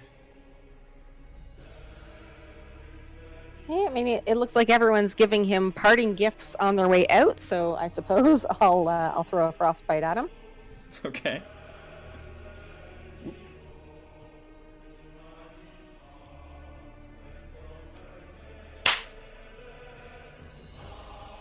Okay, Constitution save, DC 15. If it succeeds, then it is no damage. Yeah, my DC is actually one higher than that because that doesn't reflect the +1 DC that I have on my infused item. Okay, unfortunately, it is with an 18. You like turn, and with this frost magic, like you let off a spell, and it hits him, but doesn't seem to do anything. The cold doesn't seem to slow him down at all as it continues to get to its feet. And are you going to move on your turn? Yeah, once I take a quick scan around and figure out which way it is to the door. Well, you weren't conscious when you were brought in, and it's not this way. But this way, you can see there's a lot of bodies of monsters and things. There's just a ton of corpses in that direction, so... Yeah, I'm gonna guess sort of north door-ish. Plus, that seems to be the general direction that Sciaces was headed in, so, yeah. Alright.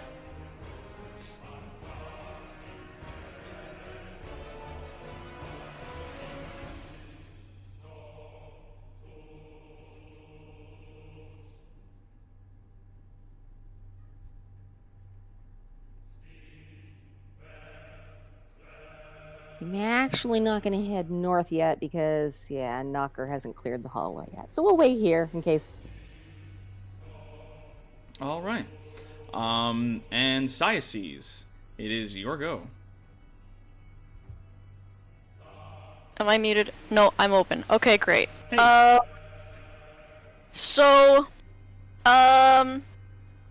Sciaces regains a little bit of composure. Just a little. Not much. Just enough to think, okay, I've got to try something. She kind of moves to, like, right here? Mm-hmm. Do I have line of sight here? You do. Okay, great. And Sciaces,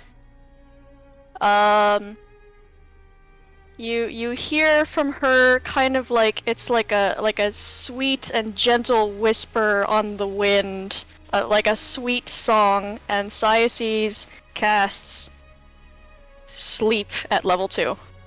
Sleep. Alright, so it's gotta make...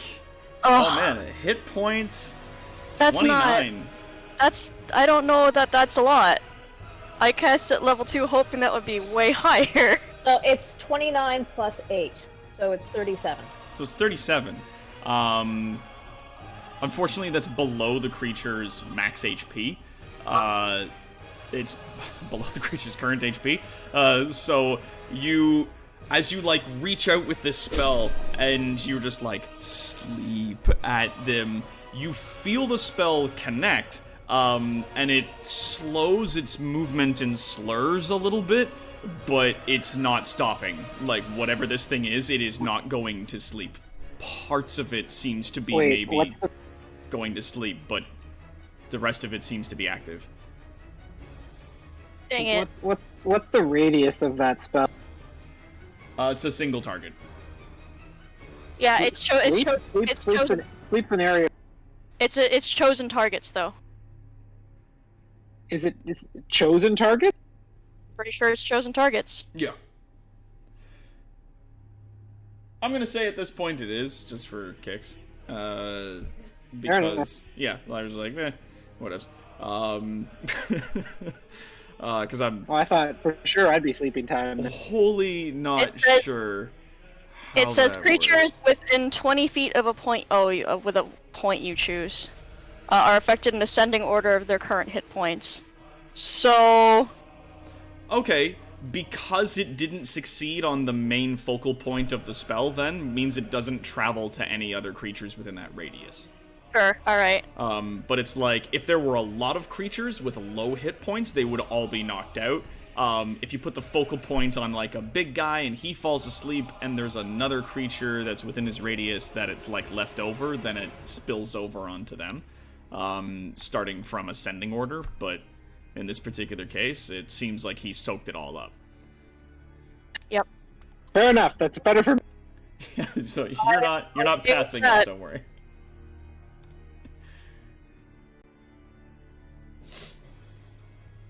Was that Sasself? I didn't say anything. Okay, sorry, I thought you did. Alright. And Syces, is that your turn? Okay, so I used did I use up my movement action by just taking like a little 5-foot step? Thankfully, no. The way that this works is your movement can be divided up as you please throughout your turn. So then I'm going to continue to, you know what, I'm going to, like, step to, like, right here. Okay. And that's my turn. Alright. Daisy, are you, like, wholly escaped? No, I'm just out on the stairs here. Okay. What would you like to do with your turn? I'd like to run back to where Knocker is, and grab one of his and grab one of his magic stones and chuck it at the monster. That's very okay. I don't even know if that's how it works, but I'm allow it. So I'm helping. Yeah.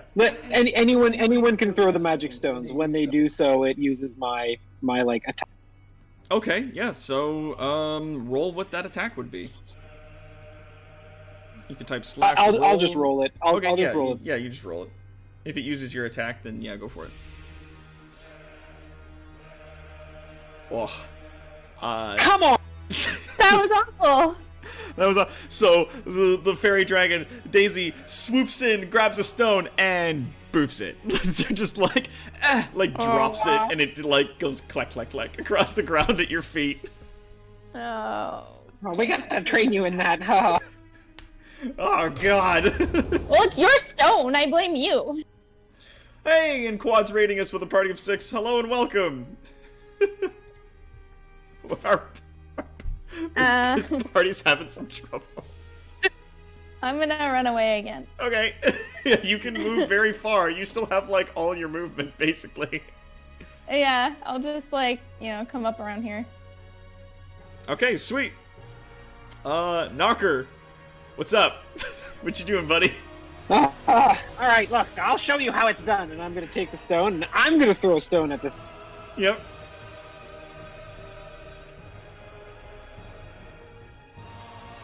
Yeah, see, that's my... A 16 does not hit. You whip the stone at it, and it seems to just bounce off sort of one of the tentacles hanging off the side of it. And as it's hard to hit, it lurches a lot and sort of twists its shoulders and moves unnaturally. So, yeah, it's about getting there. What you doing with the rest of your turn, buddy? Okay. Yeah, all right, time to go.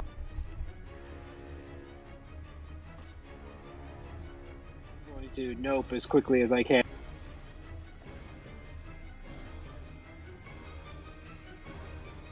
I'm gonna run to there.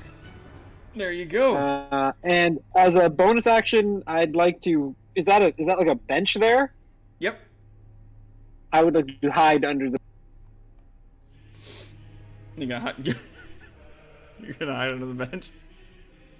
Well, I mean, I just if something bad happens, I don't want it to happen to me. Okay. All right. Yeah, you slide in and get in on under it. If that matters. Oh yeah, no, you gotta roll your stealth. 19. That's good. So you scooch in and you slide underneath one of those benches there with a 19. On its turn, it basically finishes righting itself and getting finally back up onto its feet, and turns to the party, screeching unnaturally, and then begins its movement again towards you guys. Coming along up the stairs. It gets about that far with the remainder of its movement. Ophelia, Wonderful. you are up. Kind of looking at it and just not quite through gritted teeth, because that's not a thing for lithids, but she'll just kind of point to it and go, "You will move no further." I'm going to cast Hold Person! Hold Person! Yay! Concentration spell. Target must make a Wisdom saving throw. DC 15. Okay. DC 15. Yep. Alright. Okay, let me see here.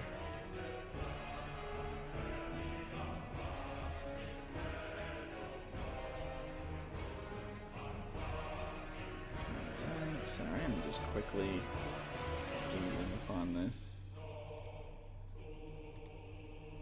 Alright, so yeah, choose a humanoid that you can see within range. Humanoid's loose, but yeah. The target must succeed in a wisdom saving throw, be paralyzed for the duration. At the end of each of its turns, it can make another wisdom saving throw. You were very clear when you described it. A humanoid creature with a whole mass of tentacles at its head. Yeah, no, I'm gonna say that, yeah, that is it. You fucking wildly succeed. So, yeah, you reach out with the spell, and you shriek, "You will go no further," and it freezes in place, and as you do that, the whole of the building begins to tremble, and you hear, seemingly from all directions, a voice speak from the depths under the temple. You think it's so easy to stop my pawns? If your pawns are so easily controlled, maybe you don't have as much power as you thought. I will devour your sanity! And that is, what else are you gonna do with your turn? You have... I'm gonna scoop up my boy, because he's having a hard time getting up those stairs. Yep. And I will just kind of staring directly at it. Back the fuck up to. We're gonna go to the. I'm gonna go stand on the bench. Yeah, it's concentration, so you can move while doing it. Yep. Yeah, so you get to there. That was Seth with you. And Katsiana, what are you up to? Now that we all seem to be successfully out of the corridor and making our way out, we'll try another parting shot and then keep.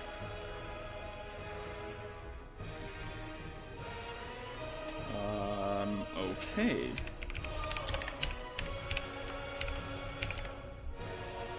Unfortunately, he makes that save.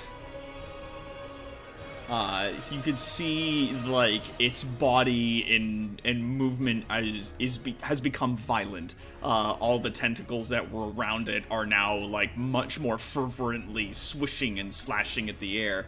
And it is desperately trying to wrench control of itself again away from the spell.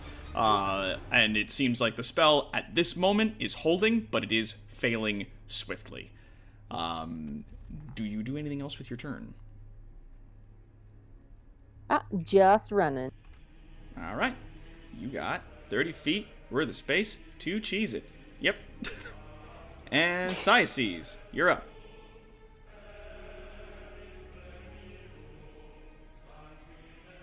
I just realized I have my microphone on mute. Okay. That's okay. So. Hey, what's up?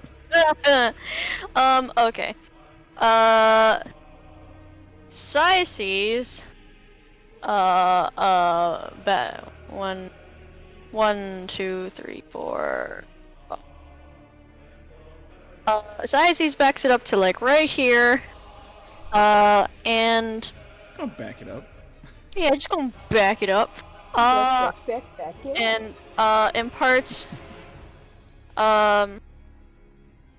imparts words of encouragement to Ophelia.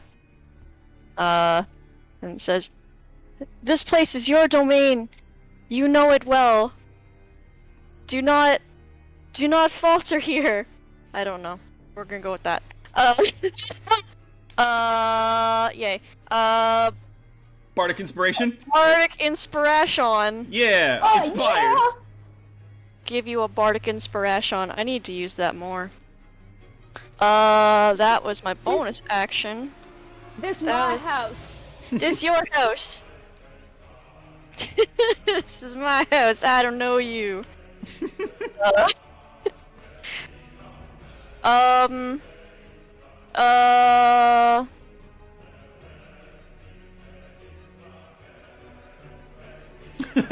In the chat, I inspire you to run.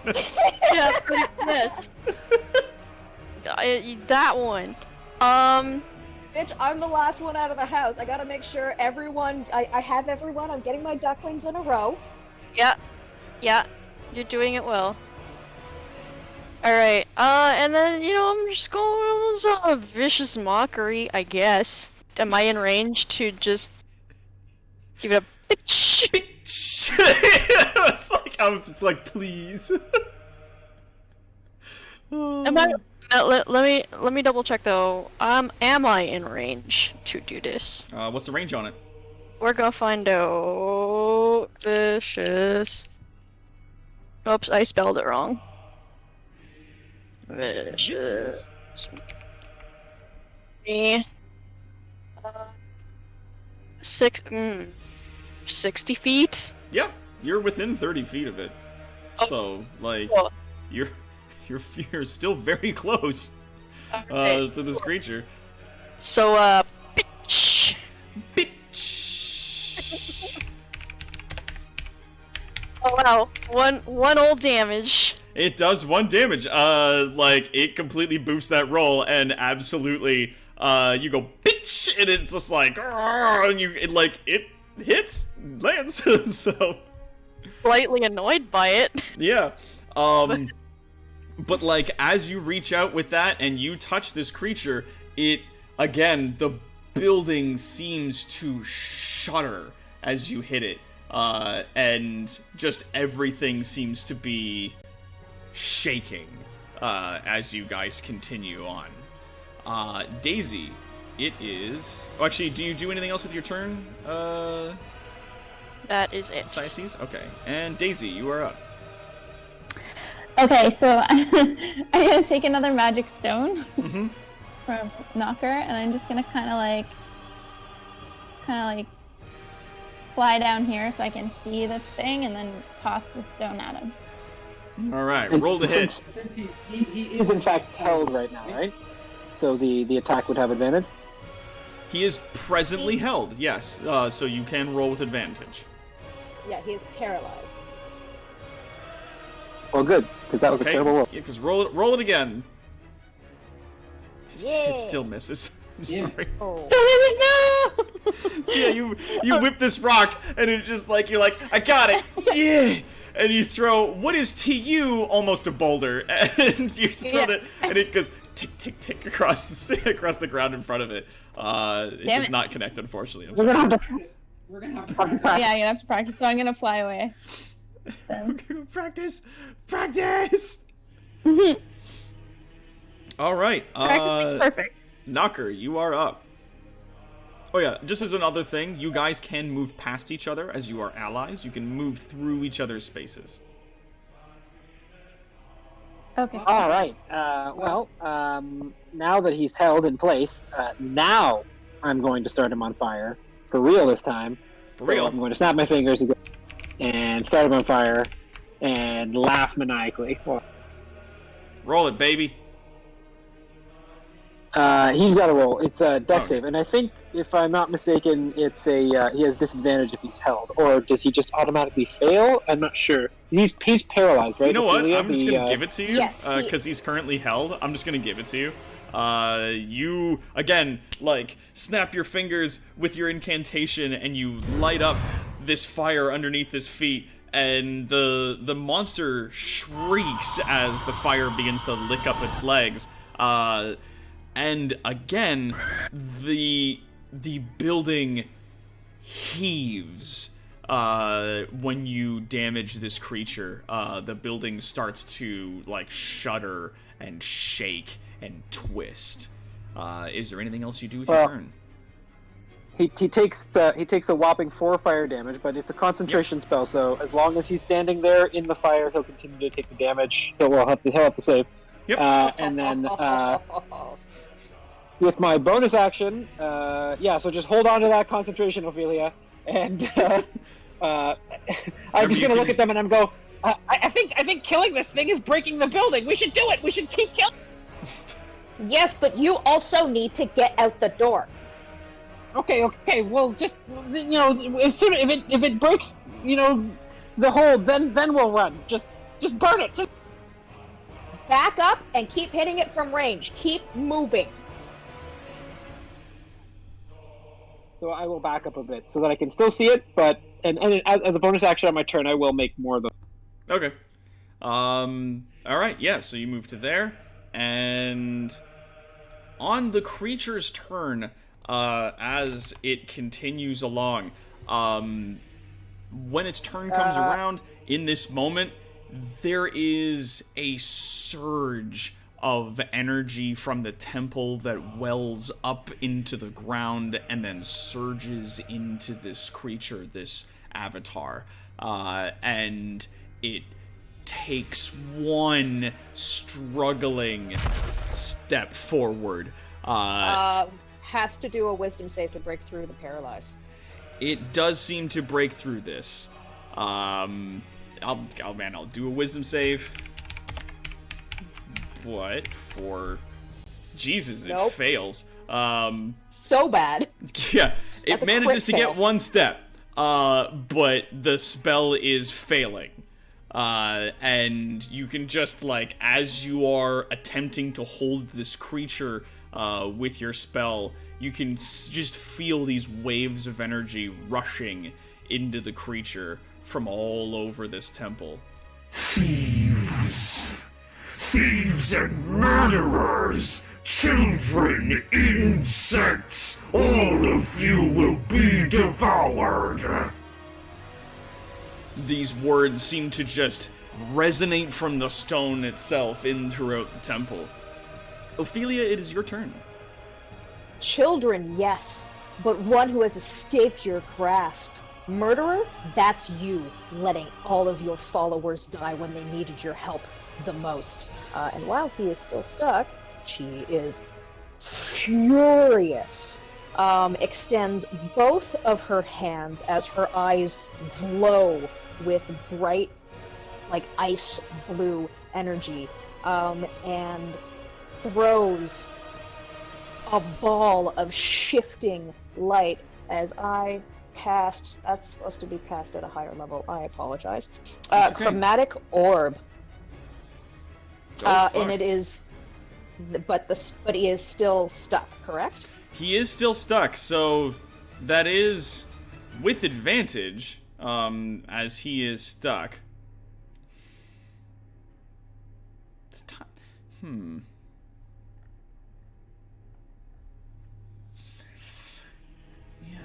Yeah, no, it doesn't, because he's got a higher AC than that, but he is stuck on the spot. Bardic Inspiration. Oh yeah, Bardic Inspiration. Oh Roll. shit! Thank you. This is why the bard is great. Plus 19. Okay, 19. you actually just get it at 19 then. Okay, So wow. you hit. What's that damage do? Yo, what that Okay. damage do? What that damage do? So that is normally a level 1 spell. I am casting it at level 3. So we are doing this, do that, and we're gonna get boom. High level cast, 18 damage. 18 damage, and we are going to do cold damage. Cold damage. So yeah, you like just raise up this spell and launch it into him, and the ice just builds up over its body, and it shrieks and yells as the ice takes hold around it as it just struggles against the onslaught of magic. Is there anything else that you do with your turn? I am going to move backwards to here with my boy still on my shoulder, because again, I will be the last person out the door. All right. Okay. So is that not a thing? Yeah, no, Calendros. It's just to make life easier when there are certain abilities that just give you advantage or disadvantage on things. So, just for the sake of ease, they had advantage while attacking, and Bardic Inspiration really made that. Yep. All right, Katsiana. It is your turn.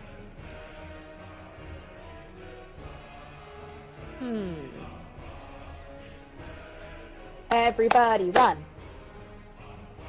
Just trying to see if I can see it.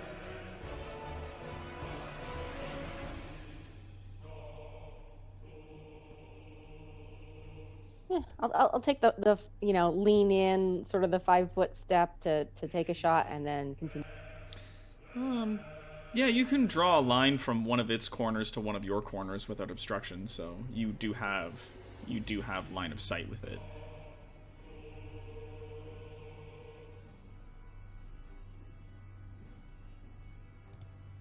Yeah, so if I go like here to there, yeah.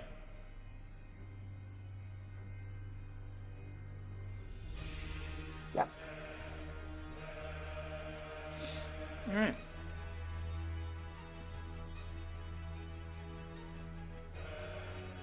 Pardon me, corpse.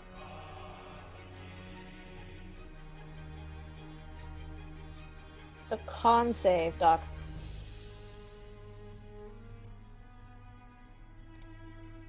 Yeah, it's a con save against. Okay. It's a cold damage. All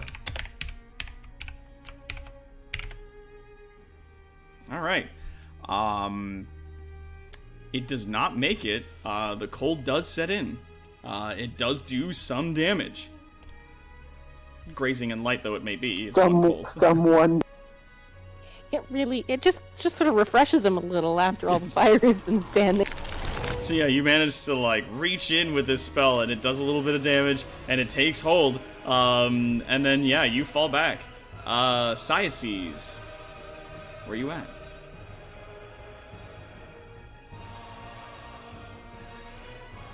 It's Syaces sings a haunting melody at the beast Okay. and casts Dissonant Whispers. Okay. That is 12 psychic damage. How does Dissonant Whispers work? Whimspers. It's Whimspers. It is a wisdom saving throw. Does an 18 survive? It does. Yep. So half damage. Okay. Again, as you reach into it and you reach out and you do these whispers, and they echo and reverberate into the creature, the building trembles and shakes. As it seems that this energy that's pouring from the temple into this creature seems to be absorbing some of the attacks. Cool. Alright, Saisi starts to kind of back up slightly into the stairway. Okay. Maybe here. Okay. And is that your turn? That is my turn. All right, Daisy. All right. More stones, more stones. I'm gonna grab another stone and just sort of peek down over here and chuck it. I'm gonna chuck it. Chuck. Yeah. Oh yeah! Yeah, you get him. Yay! You gotta light. It goes bonk, and it bonks into him. So it's a D6 plus 4 damage. Okay. T6. 8 damage. 8 damage. The rock just blaps into one of the tentacles on it, and it sort of staggers around a little bit. And yeah, it is looking kind of worse for wear. Good. And So what I'll is there anything continue else you to, want to do with your turn? Yeah, I'll just continue to move away as well with everyone else. Okay. Knocker, what are you up to? All right. Is he still standing in my fire? He is still standing in that fire. And it was supposed to be on his turn. We might as well just do it now. Yep, but we'll it's just do it supposed to be now. on his turn It's that a he rolls. D8 So worth of fire damage. so he'll just take it. I'll just roll a D8. 3 damage. Okay, Good enough. And I'm also going to chuck one of my. get it. Get it. Throw it.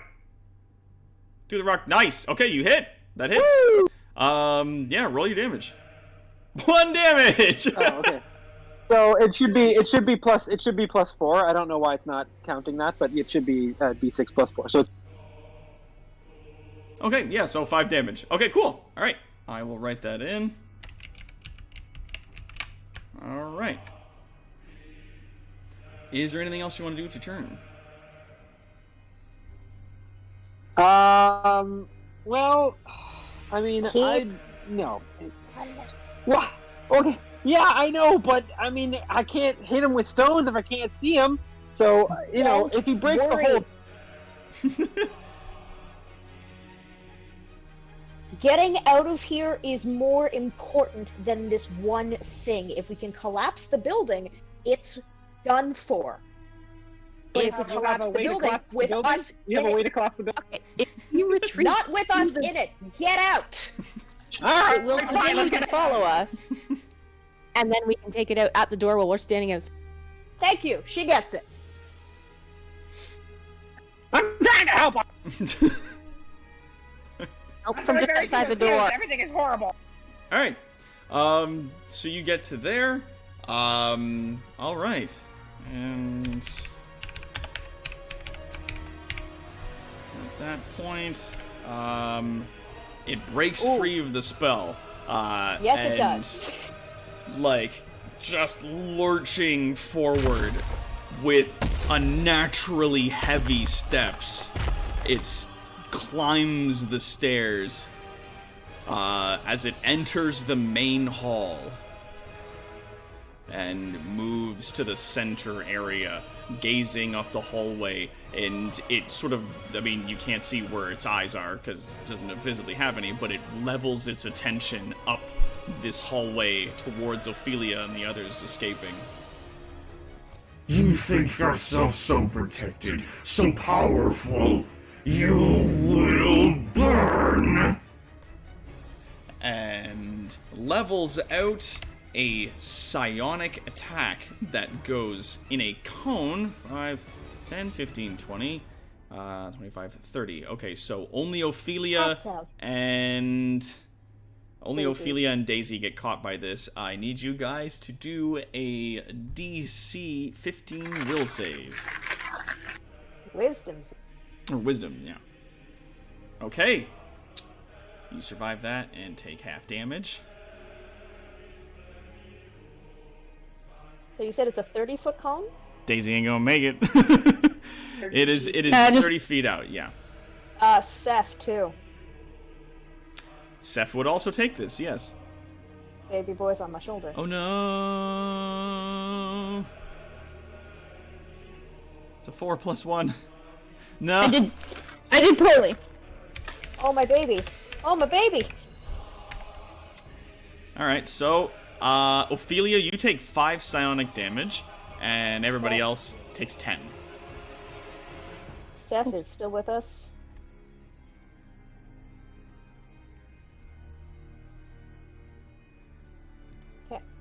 No, I thought for sure Daisy had like 2 hit points, but 14's better. Yes, she's got 14 HP, so she's hanging in there. She got hit. But yeah, and it lets out this horrific, unnatural shriek.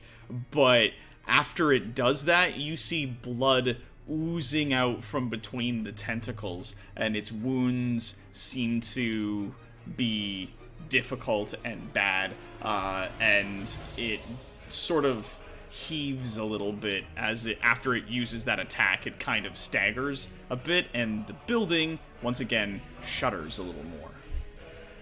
Ophelia, it is your turn. We will burn.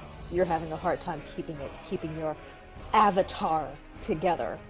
And with that, she will cast another chromatic orb. Oop. 25. Jesus Christ. Okay. This is just at level 1, however. What kind of damage you doing? It's still 16 plus 7. Jesus Christ. Do more than last time. Jesus Christ, I love it. Alright, so you rear up with this crazy big blast of magic, and it turns into ice, I believe you said you were using. Yeah. Is that correct? And as it careens through the air, this ice, like, turns into almost a massive spike and jams right through its chest, pinning the creature against the ground behind it, and it's sort of stuck in a standing position as it has done that. And its arms sort of fall limply to its side, and its arm, or the tentacles that are around its head, still sort of struggling to twitch and move, slowly go limp. Though the temple does begin to shake and heave harder.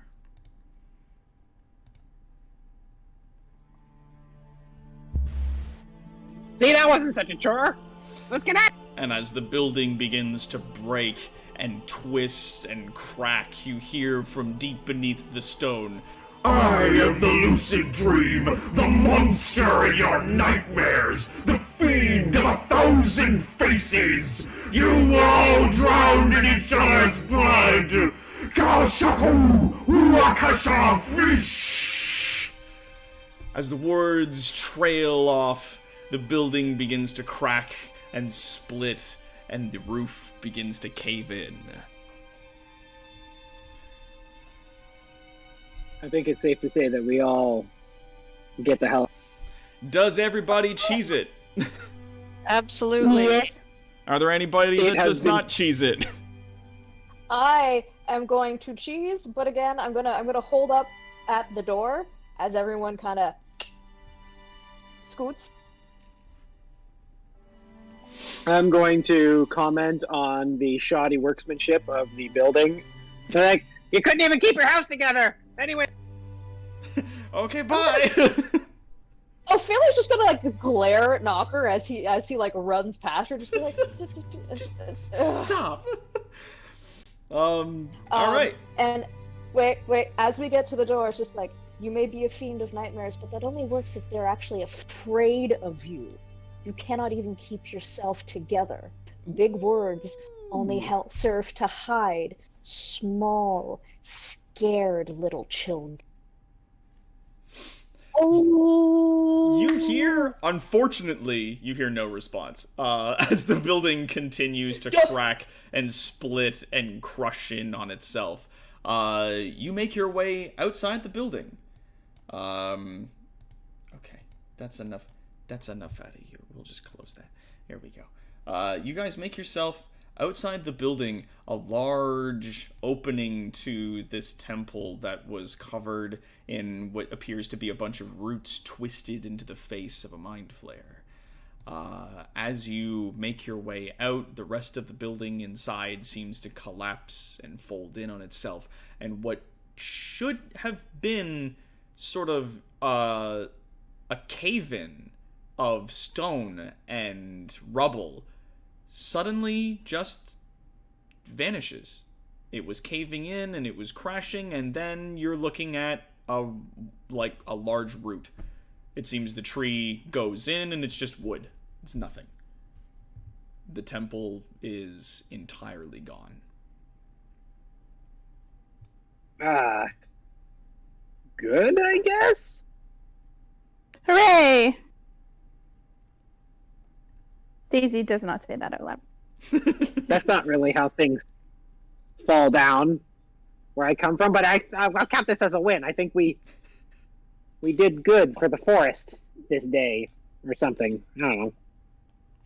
Yeah, you feel, as the temple vanishes, Knocker, you, Daisy, feel almost a sigh of relief come from the woods.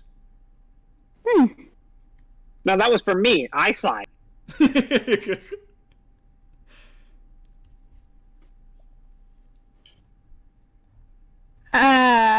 Ouch. Yeah, okay. Well, I'm gonna tuck you into my shirt here. We'll just keep you safe, little buddy. Okay. So, like, what? I'll turn to Ophelia. And just go like, so did you know that guy? Kind of placing a hand gently on the tree trunk that kind of covers where the temple had been. Mm-hmm. She looks a little kind of like wistful and forlornly, and can't help but just like having one tear just run down from her eyes. Pauses a moment and wipes it away, and then looks back at the small goblin and just says, "He was one who thought he had claim over me. I guess not. But I've grown past him."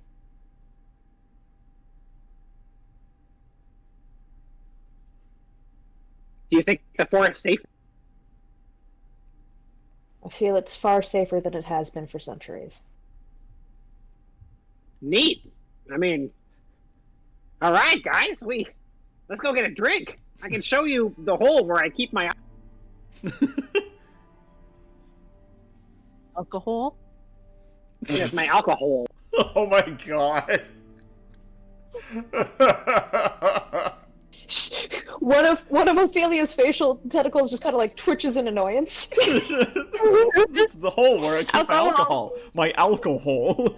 Ugh. Perhaps when we're done with that, if you don't have a reason to stay, there might be someone you might be interested in. I'd be interested in introducing you to. Oh yeah, who's that? Do they want some of my alcohol? Certainly not. though. It's been forever. Shit. Hold on. Referencing sheet. Though I don't think Benjamin would oppose to it somehow. Without a stomach. She just kind of like trails off. She's like, yeah, he probably would just drink some of that. And okay. You have on one occasion seen him actually drink something, and it is entirely a mystery how that worked. Yeah. It's just someone who might want to say thank you for your assistance here. I mean, I'm not one to turn down praise.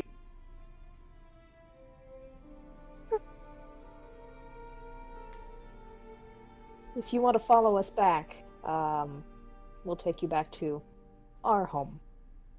Sure, Katsiana, you want to come get some praise too? Is this new home anything like your old home? Well, I mean, the whole forest is my home. I count the whole forest as my home, so yeah. I don't know. Knocker, I know you think it's about you, but I was actually speaking to Ophelia. Oh, sorry. I'll just sit down. I was just... Diocese pipes up and says, "Oh, I assure you, our home is much warmer and much more welcoming than this place was." You were, as Knocker would say, beast. No, I am one of the very few people of my kind there, and I am just as sometimes as unwelcome there as I am everywhere else. So that seems to be changing. I wouldn't call you a note beast. You were helpful and nice, and I think I might go ahead and call you a yup beast. And she just kind of like deadpans and goes, "You already did call me a note beast several times." Oh no, I take it back. You're a yup beast now, in my books anyway, and I'm gonna wink at her and say, "Let's." Yay! I half imagine Knocker saying that, turning around and going strutting off happily through the forest, like, "Let's go this way!" It's just like, No. That's not- It's like, Yeah, I That's just not the assume way. we're going. it's like, no, that's not, no. Oh, okay. Well, fuck. all right. So you invite them to come along with you, and Knocker, Daisy, and Katsiana, it is revealed in short order that your location that they are heading to is in the center of the monstrous wastes, far to the north and east, about a few days' worth of travel, to a large set of gates, largely believed to be empty. Huh. Let me And see if I can get us so there in one we had. jump. Yeah. Let's go to the mall. Oh wow, we jumped far. Let's go to the mall. All right, so there we go.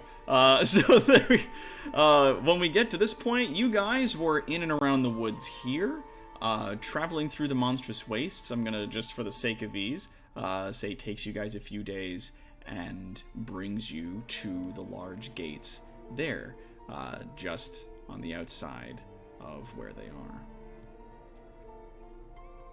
are. I have never been this far north before. Getting through the wastes, eventually you find to the large gates as they creak open, revealing what seems to be, weirdly enough, like a large, dusty, dingy hallway on the inside, and a singular, well-dressed skeleton. Standing there, he's got his top hat and a monocle, a pair of gloves and a cane, a long coat, the whole jazz, and a curly mustache, which has been mysteriously affixed to the front of his skull by means which seem to elude you. So, and as the gates open, he stands there, resting on his cane with one side, and goes, "Ah, yes! Welcome, welcome! Yes, you are back! Ophelia Sciaces. The king has told me much of your adventurers and of your wonderful friends here. You," and he leans down, "you must be Knocker. You're a goblin, yes?" Yeah. It's tree sap, isn't it? That's what puts the. Never mind. And he just out loud says, "Wink," and then stands up because he doesn't have eyes. Oh my god, you're my new best friend. Turns to Katsiana and goes, "And you, I have not seen a fae of your like in centuries." Charmed, I'm sure. Doubly so. You are our king's welcome guests for a time. If you would like to follow me. And he turns swiftly on a heel and starts jauntily walking into the tomb. I guess we'll go with. Yeah, if you guys follow along. It's not very far in. What appears to be these, like, large stone corridors, which are dusty. There's occasionally bones here and there. There's, like, an old set of rotted, torn armor sort of up against one of the walls. A broken sword somewhere that's rusted and terrible. And it's just dusty, and there's cobwebs. And it's strange as it goes left and then right and then right and then left again. And then it goes left, I think, 4 times, which doesn't make any sense. And then you go up to a wall, and he just walks forward into the wall and vanishes. And Ophelia follows right behind him without missing a step and just walks directly into the wall. Yep, you've passed through the illusion. And Cyaces, do you follow? Yes, I do. Yep. And so the 3 of them vanish in front of you. Do you guys follow through? Well, I've used this trick 100 times before. This is the old there was never a door here trick, and I'll just walk through. You did. It's almost like you did literally it's almost use like we did this that trick. trick 3 days ago. Note feast a couple weeks ago. Yeah. So You did literally just use this trick earlier. Which is like, there was never a door here. Whoosh. As you pass through the illusion, actually, I'm gonna say, Knocker and Katsiana and Daisy, give me an Arcana check.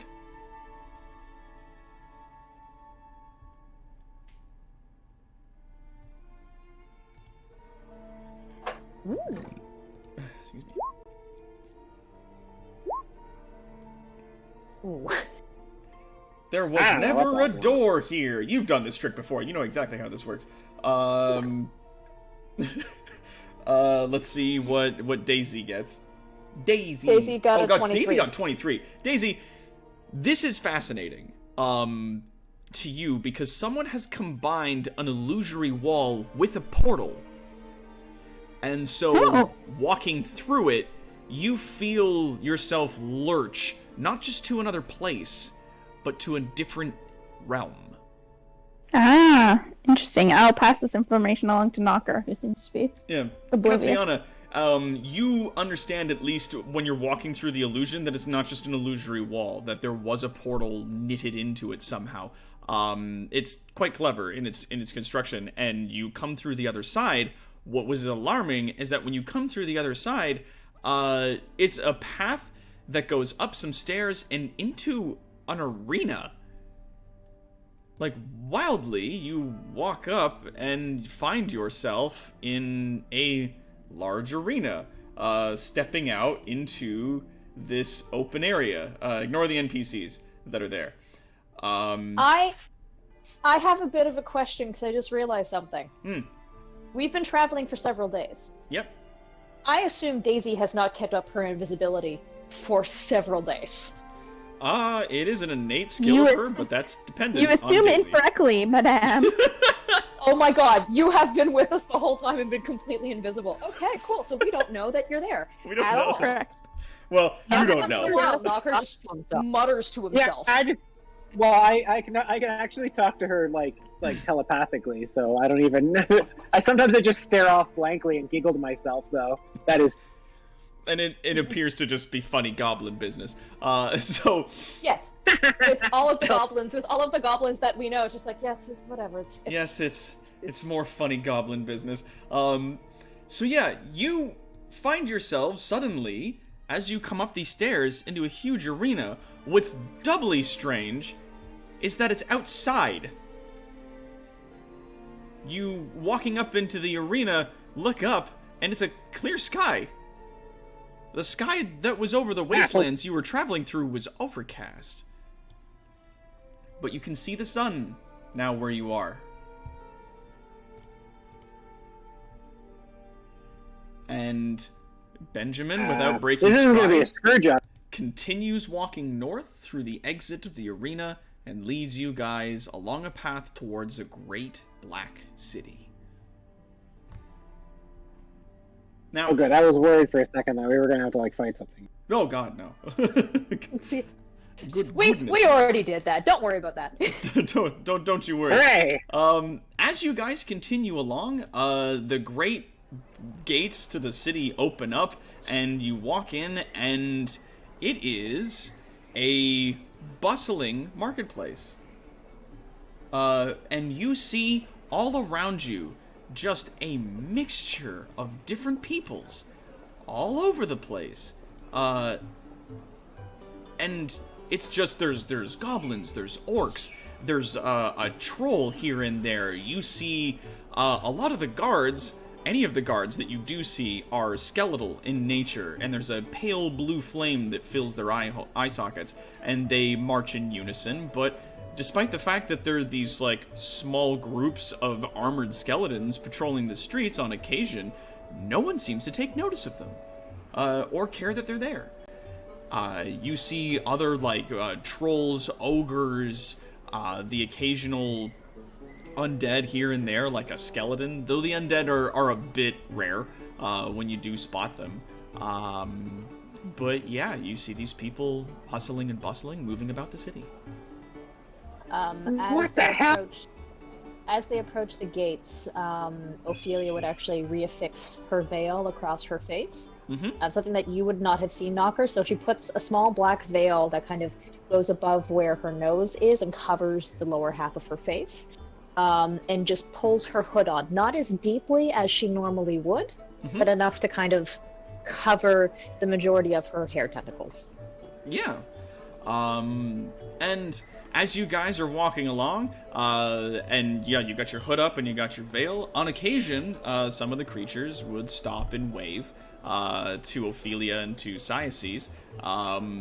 At one point, you pass a small junk shop that on the outside says Goober and Gobble's Garbage Emporium, and there is a goblin sitting on a box outside, and he has a toad on his head. And he waves to Knocker as he goes by and goes, "Hello!" And Benjamin waves back at him. Oh, as they go, she'll just be like, Goober, do you have any more of those little brain things? Yeah, I've got more gross food. Come see you later. Okay, bye! And he waves to you guys as you continue going along. Occasionally, other creatures will wave to Benjamin and greet him good day, and he tips his top hat to them as he goes along. Are there any tasty-looking foods around? Going through the market, there are So a few many. stalls that have food on display. There are a couple of stalls that have, like, baked goods on them. There's one sausage cart, to which there is a large ogre sitting just flat on the ground, with a tiny cart in front of him that looks like a children's toy to him. But he's managing to somehow cook sausages, with his giant hands, and he's passing them out to people in exchange for minted coin.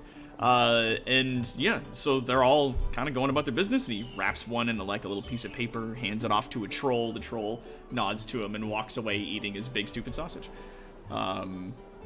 If there are any fruits or berries, I might pluck a few from a stall. There is a fruit cart to one side, but it mostly sells like apples and peaches. No berries? There are no berries on that cart, no. Actually, you know what? I'm gonna roll D20. I'm gonna see if there's any berries there, because it's not really the kind of zone that would grow berries, but a lot of this stuff's magic. So, fucking high or low? Sorry? Daisies, pick high or low. Hi. Okay, so there is a small thing of blueberries on that cart. I will shove a few in my mouth as we go on. So you like land just on the side of the fruit cart and like this, you could stuff a few blueberries into your cheeks and then continue flying. Yeah. They appear to just vanish, and the lady who's running the cart doesn't seem to notice. And you continue about your way. Great. What? So Docker is just completely blown away. He keeps like half saying words like, but there's another one. What the? Wait. How would nobody ever tell me that this was a thing? and yeah. I was living under a tree. I have an alcohol. It's not even an alcohol. Okay, fine. It's just fermented apple juice in a hole. Like a naughty hole in a tree. You've been fermenting apples. And as you go, as you're kind of like aghast, Benjamin sort of turns his head around as he continues to walk forward, and he says, "The Black City and the Kingdom of Artemeth is open to many." And then his head spins back around and face forward. But not all? Who's not allowed? Stacy sees that Knocker is kind of like baffled and kind of like giggles to herself a little bit, as much as Stacy is wont to have laughter. And it's just very cute.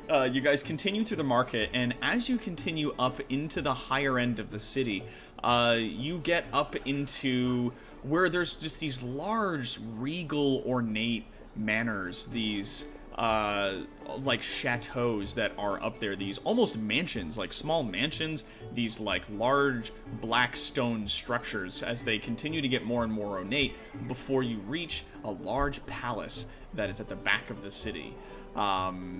And going through the large stone doors that open in the front of the palace, you are led throughout the inside of the castle until eventually you come to a large throne room.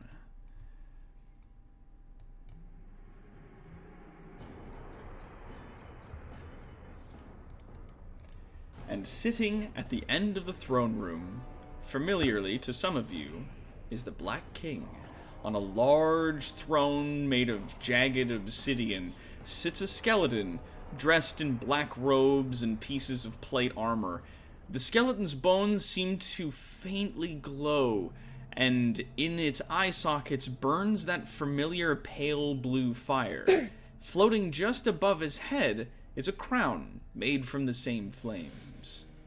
He gestures as you come in, Benjamin Hyde striding up, then takes a step to the side to introduce you all, and bows to the king.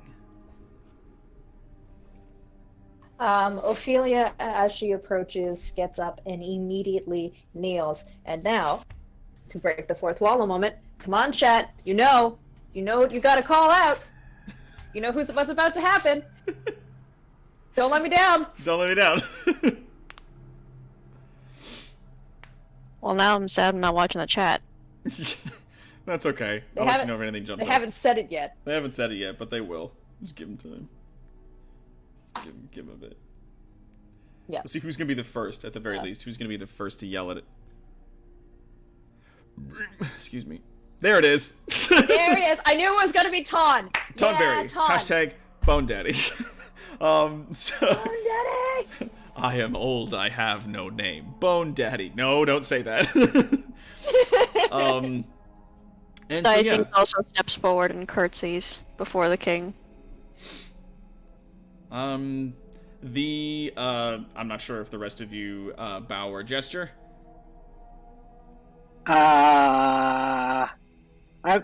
Knocker stands there in just awe, his jaw slack. He's like somewhere caught between the idea that like the city was awesome, but then this is definitely something evil. I don't know what's going on, so I kind of like blink with one eye and then the other eye repeatedly a few times.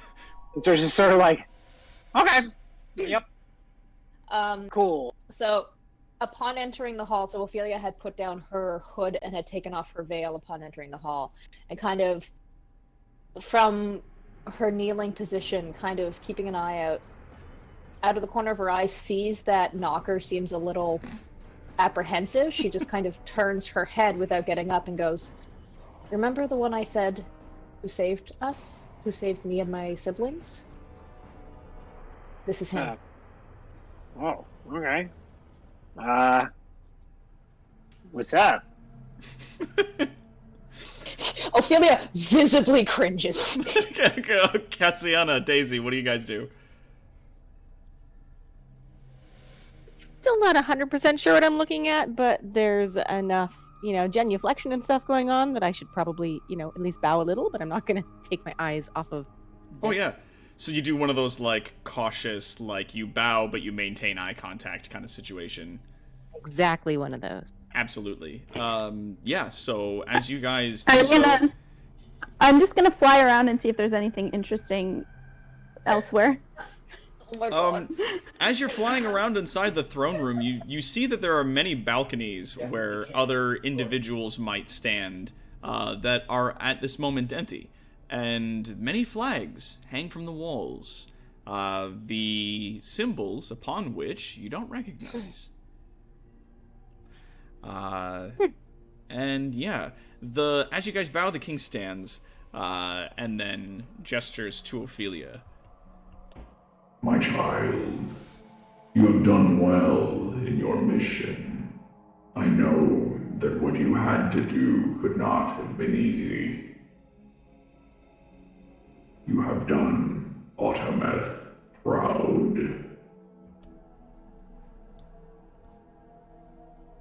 And she just kind of lets out a shuddering sigh as it all kind of hits her again. Mm-hmm. He extends one of his hands towards you. The stone. She takes it out of her pouch and offers it to him with two hands. As he sort of with like one hand grasps the stone and with another hand places it against the back of your hand. I'm so sorry about your father. Were there anything I could do, I would have intervened. Oh, sorry, go ahead. In a way, you did assist. In his last moments, he called you death. And I gave him that gift. In his few moments of clarity. He nods. What was done could not have been easy. He honors you with his decisions.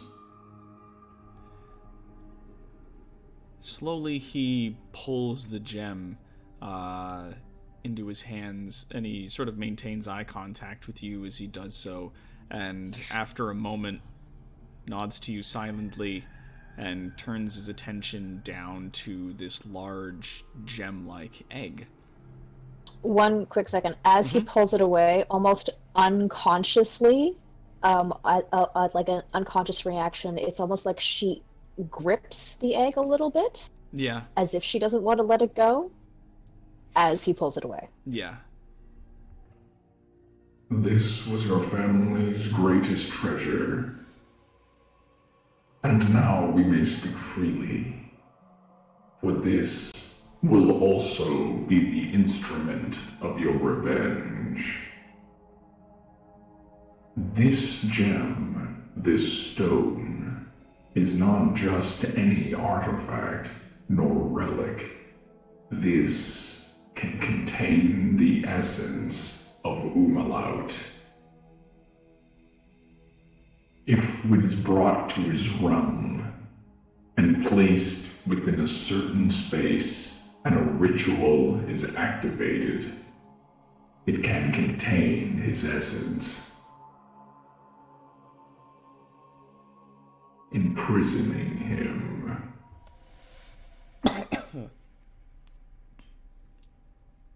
she just kind of nods, and one of her hands at her side kind of like clenches into a fist so tight that her knuckles turn a light purple. Not white, but a light purple. A lighter shade of purple. What would be a white-knuckled thing for humans? This entity is not to be taken lightly. Your movements within his realm will have to be precise. It will be difficult going up against him. Are you sure this is something you wish to undertake? His influence on this world is a lie. All he does is take. We should take from him. I agree. He ruins all things he touches. They're corrupted by insanity and madness, and all reason of their natural forms is thrown to the wind. Such is his way. But his essence, what's captured, can be brought back to our kingdom and repurposed. This energy... He gazes down at the large gem in his hands. It can be used to heal.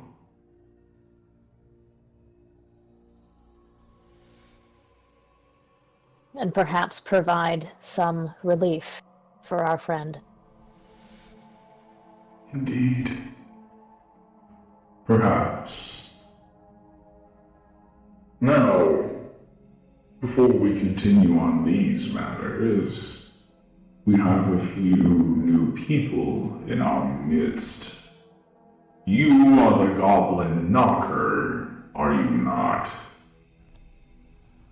That's what people call me after I tell them to call me. I see upon your spirit you are linked to another. A fey creature of another realm. Well, she's from lots of places.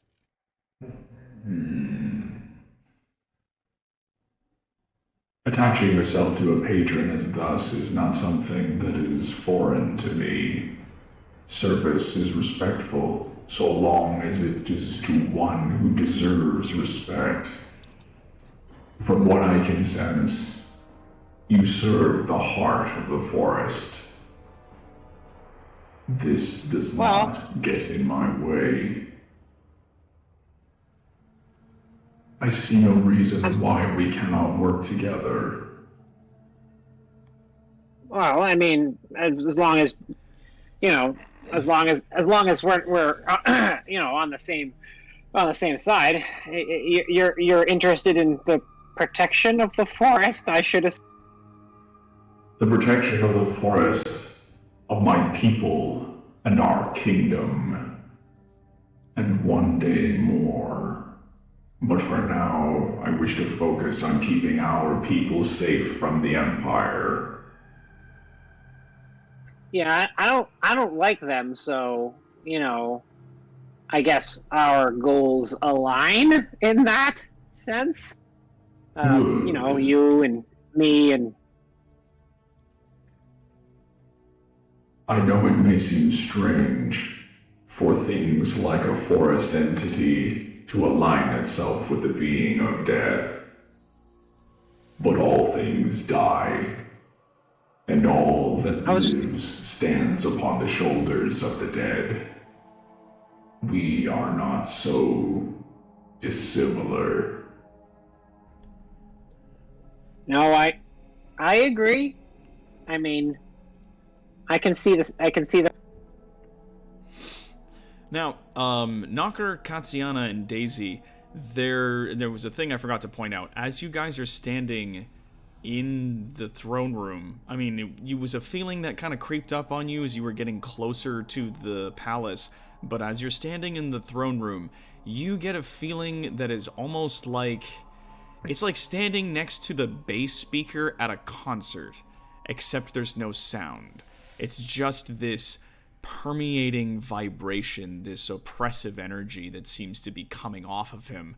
And Knocker and Daisy specifically, you guys still feel your connection to your patron, but it is thinned in his presence. Okay. Like, you still have your connection, you can still call on your power, but it feels distant while you're here. Okay. Well, what, I mean, I didn't even know that this city was a thing, let alone that you were a thing. What should we call you? I'm known to many as the Black King.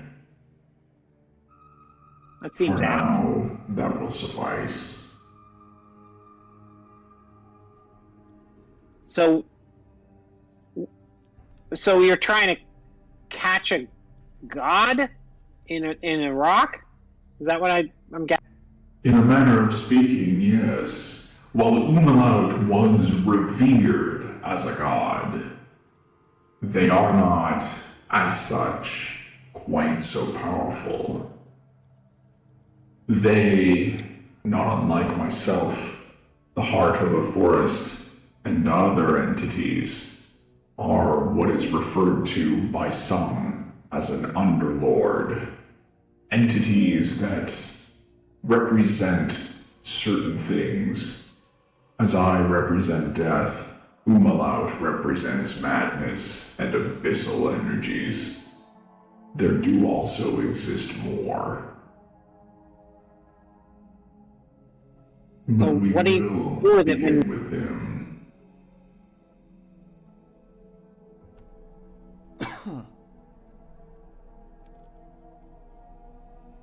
So we put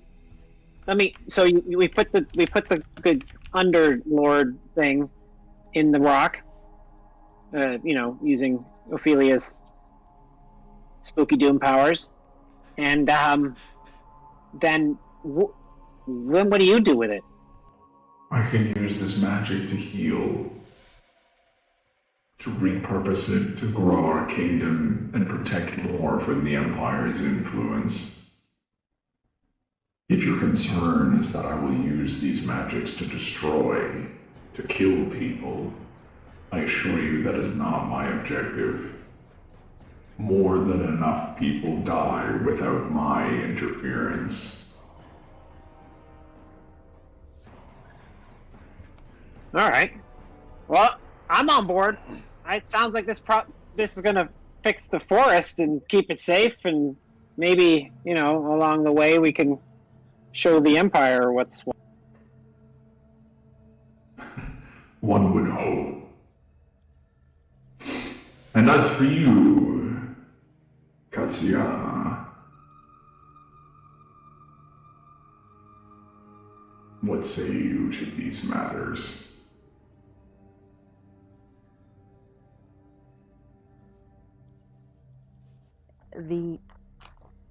I suppose, pretender at goddom does seem to be an irksome and vile presence that I suppose I would be happy to help rid this world of.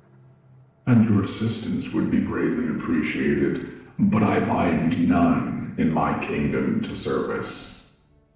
Only those who have earned their place among my guard are bound to me.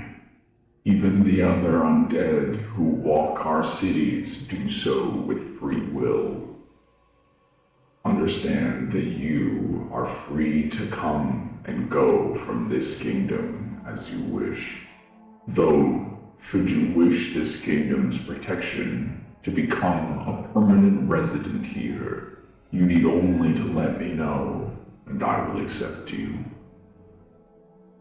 Your actions thus far have spoken well of your honor. I bow and sort of a little nod and a bow of thanks.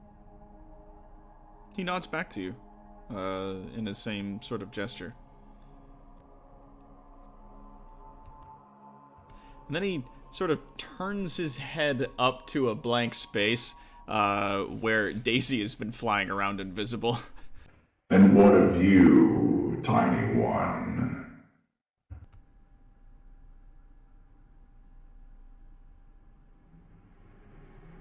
What about me? I see you are bound to the Goblin Knocker. Have you any objections to this mission? No, I'm good. Nah, it's cool. Has Daisy reappeared by this point? No. Okay, so Cyaces is looking around the room very confusedly. Daisy has never appeared, to be clear. Yeah. She's been invisible this whole time. Oh no, I get that, which is why Yeah. Cyaces is super confused. As you're Quest- speaking to him and everybody else, because you're speaking out loud to him, so everybody can hear you guys responding. And as people are kind of looking around the room, the king raises one of his fingers and does a little wave through the air, and the invisibility fails. Rude! Some might consider it rude to hide in the presence of someone else. I consider it safe. Calm down. I mean you no harm.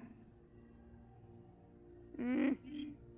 I mean, I do like to see you every once in a while. Reminds me, you know. That you're not crazy. Wow, let's not get. I'll You go are sit on. growing, young dragon.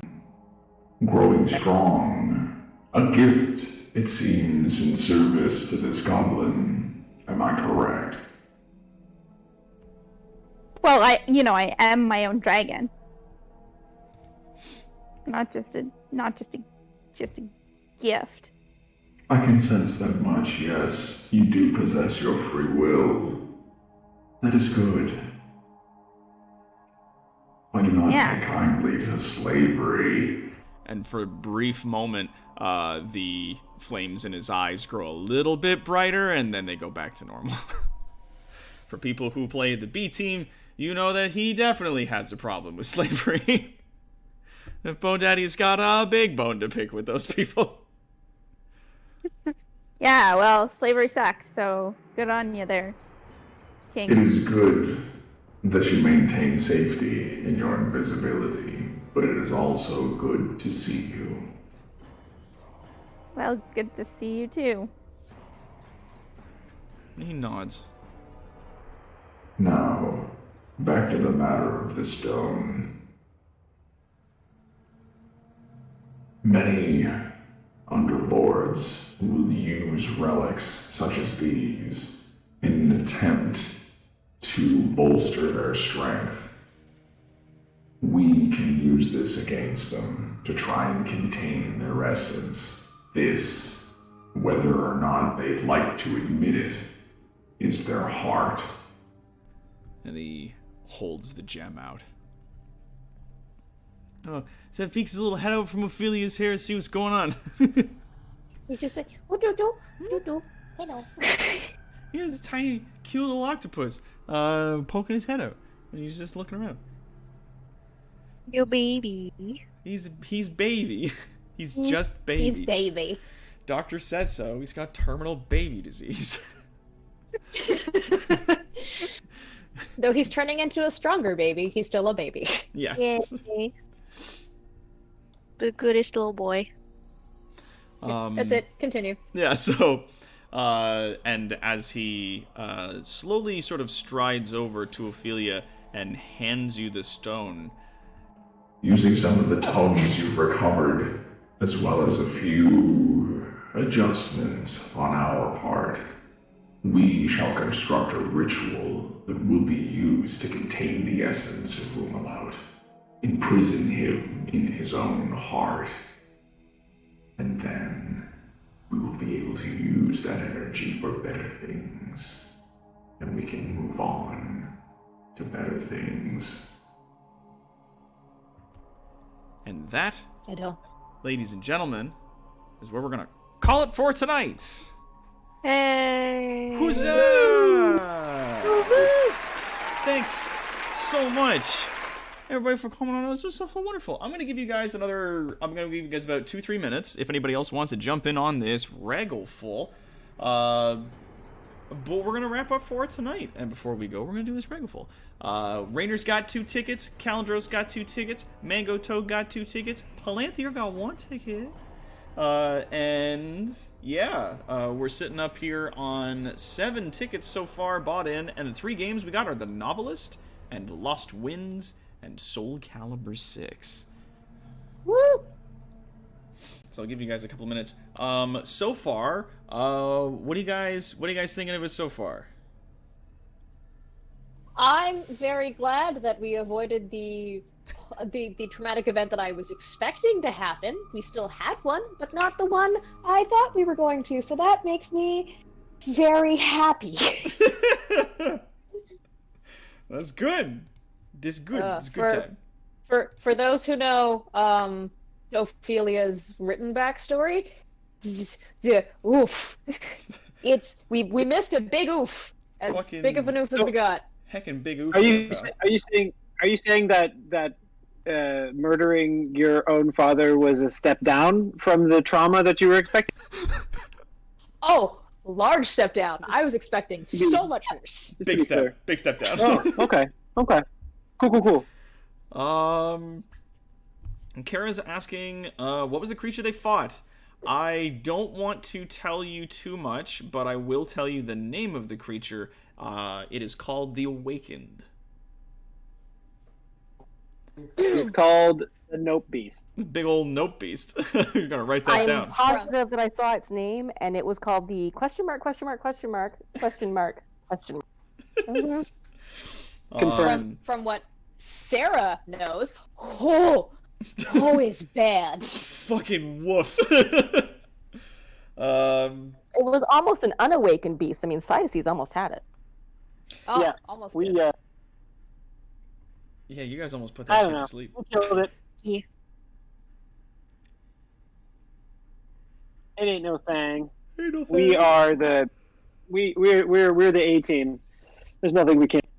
It was definitely that one magic stone that really, Yeah. that really did it. Yeah. The Ophelia cannon just helped. Well, because that's like wizards can really clock in high numbers like that. If you really manage it, and also Mr. Classic Magic calls that creature the fuck that 9000. Oh, hard agree. Big scary. Right. Oh boy, Yeah, guys. I had a big sad during that moment between Ophelia and Dad. Oh, I had to hold back tears. It was rough. it's a big sadness. Yup. As we in the business like to call it, big feelings time. Yep. It's when you have big feelings. So, all right. So, ladies and gentlemen, let's get into this Raggleful. So, 1 and 2 is Rainer, 3 and 4 is Calandros, 5 is Palanthir, 6 and 7 is Mango Toad. So we're gonna roll that 1d7, and ladies and gentlemen, our winner of the Novelist is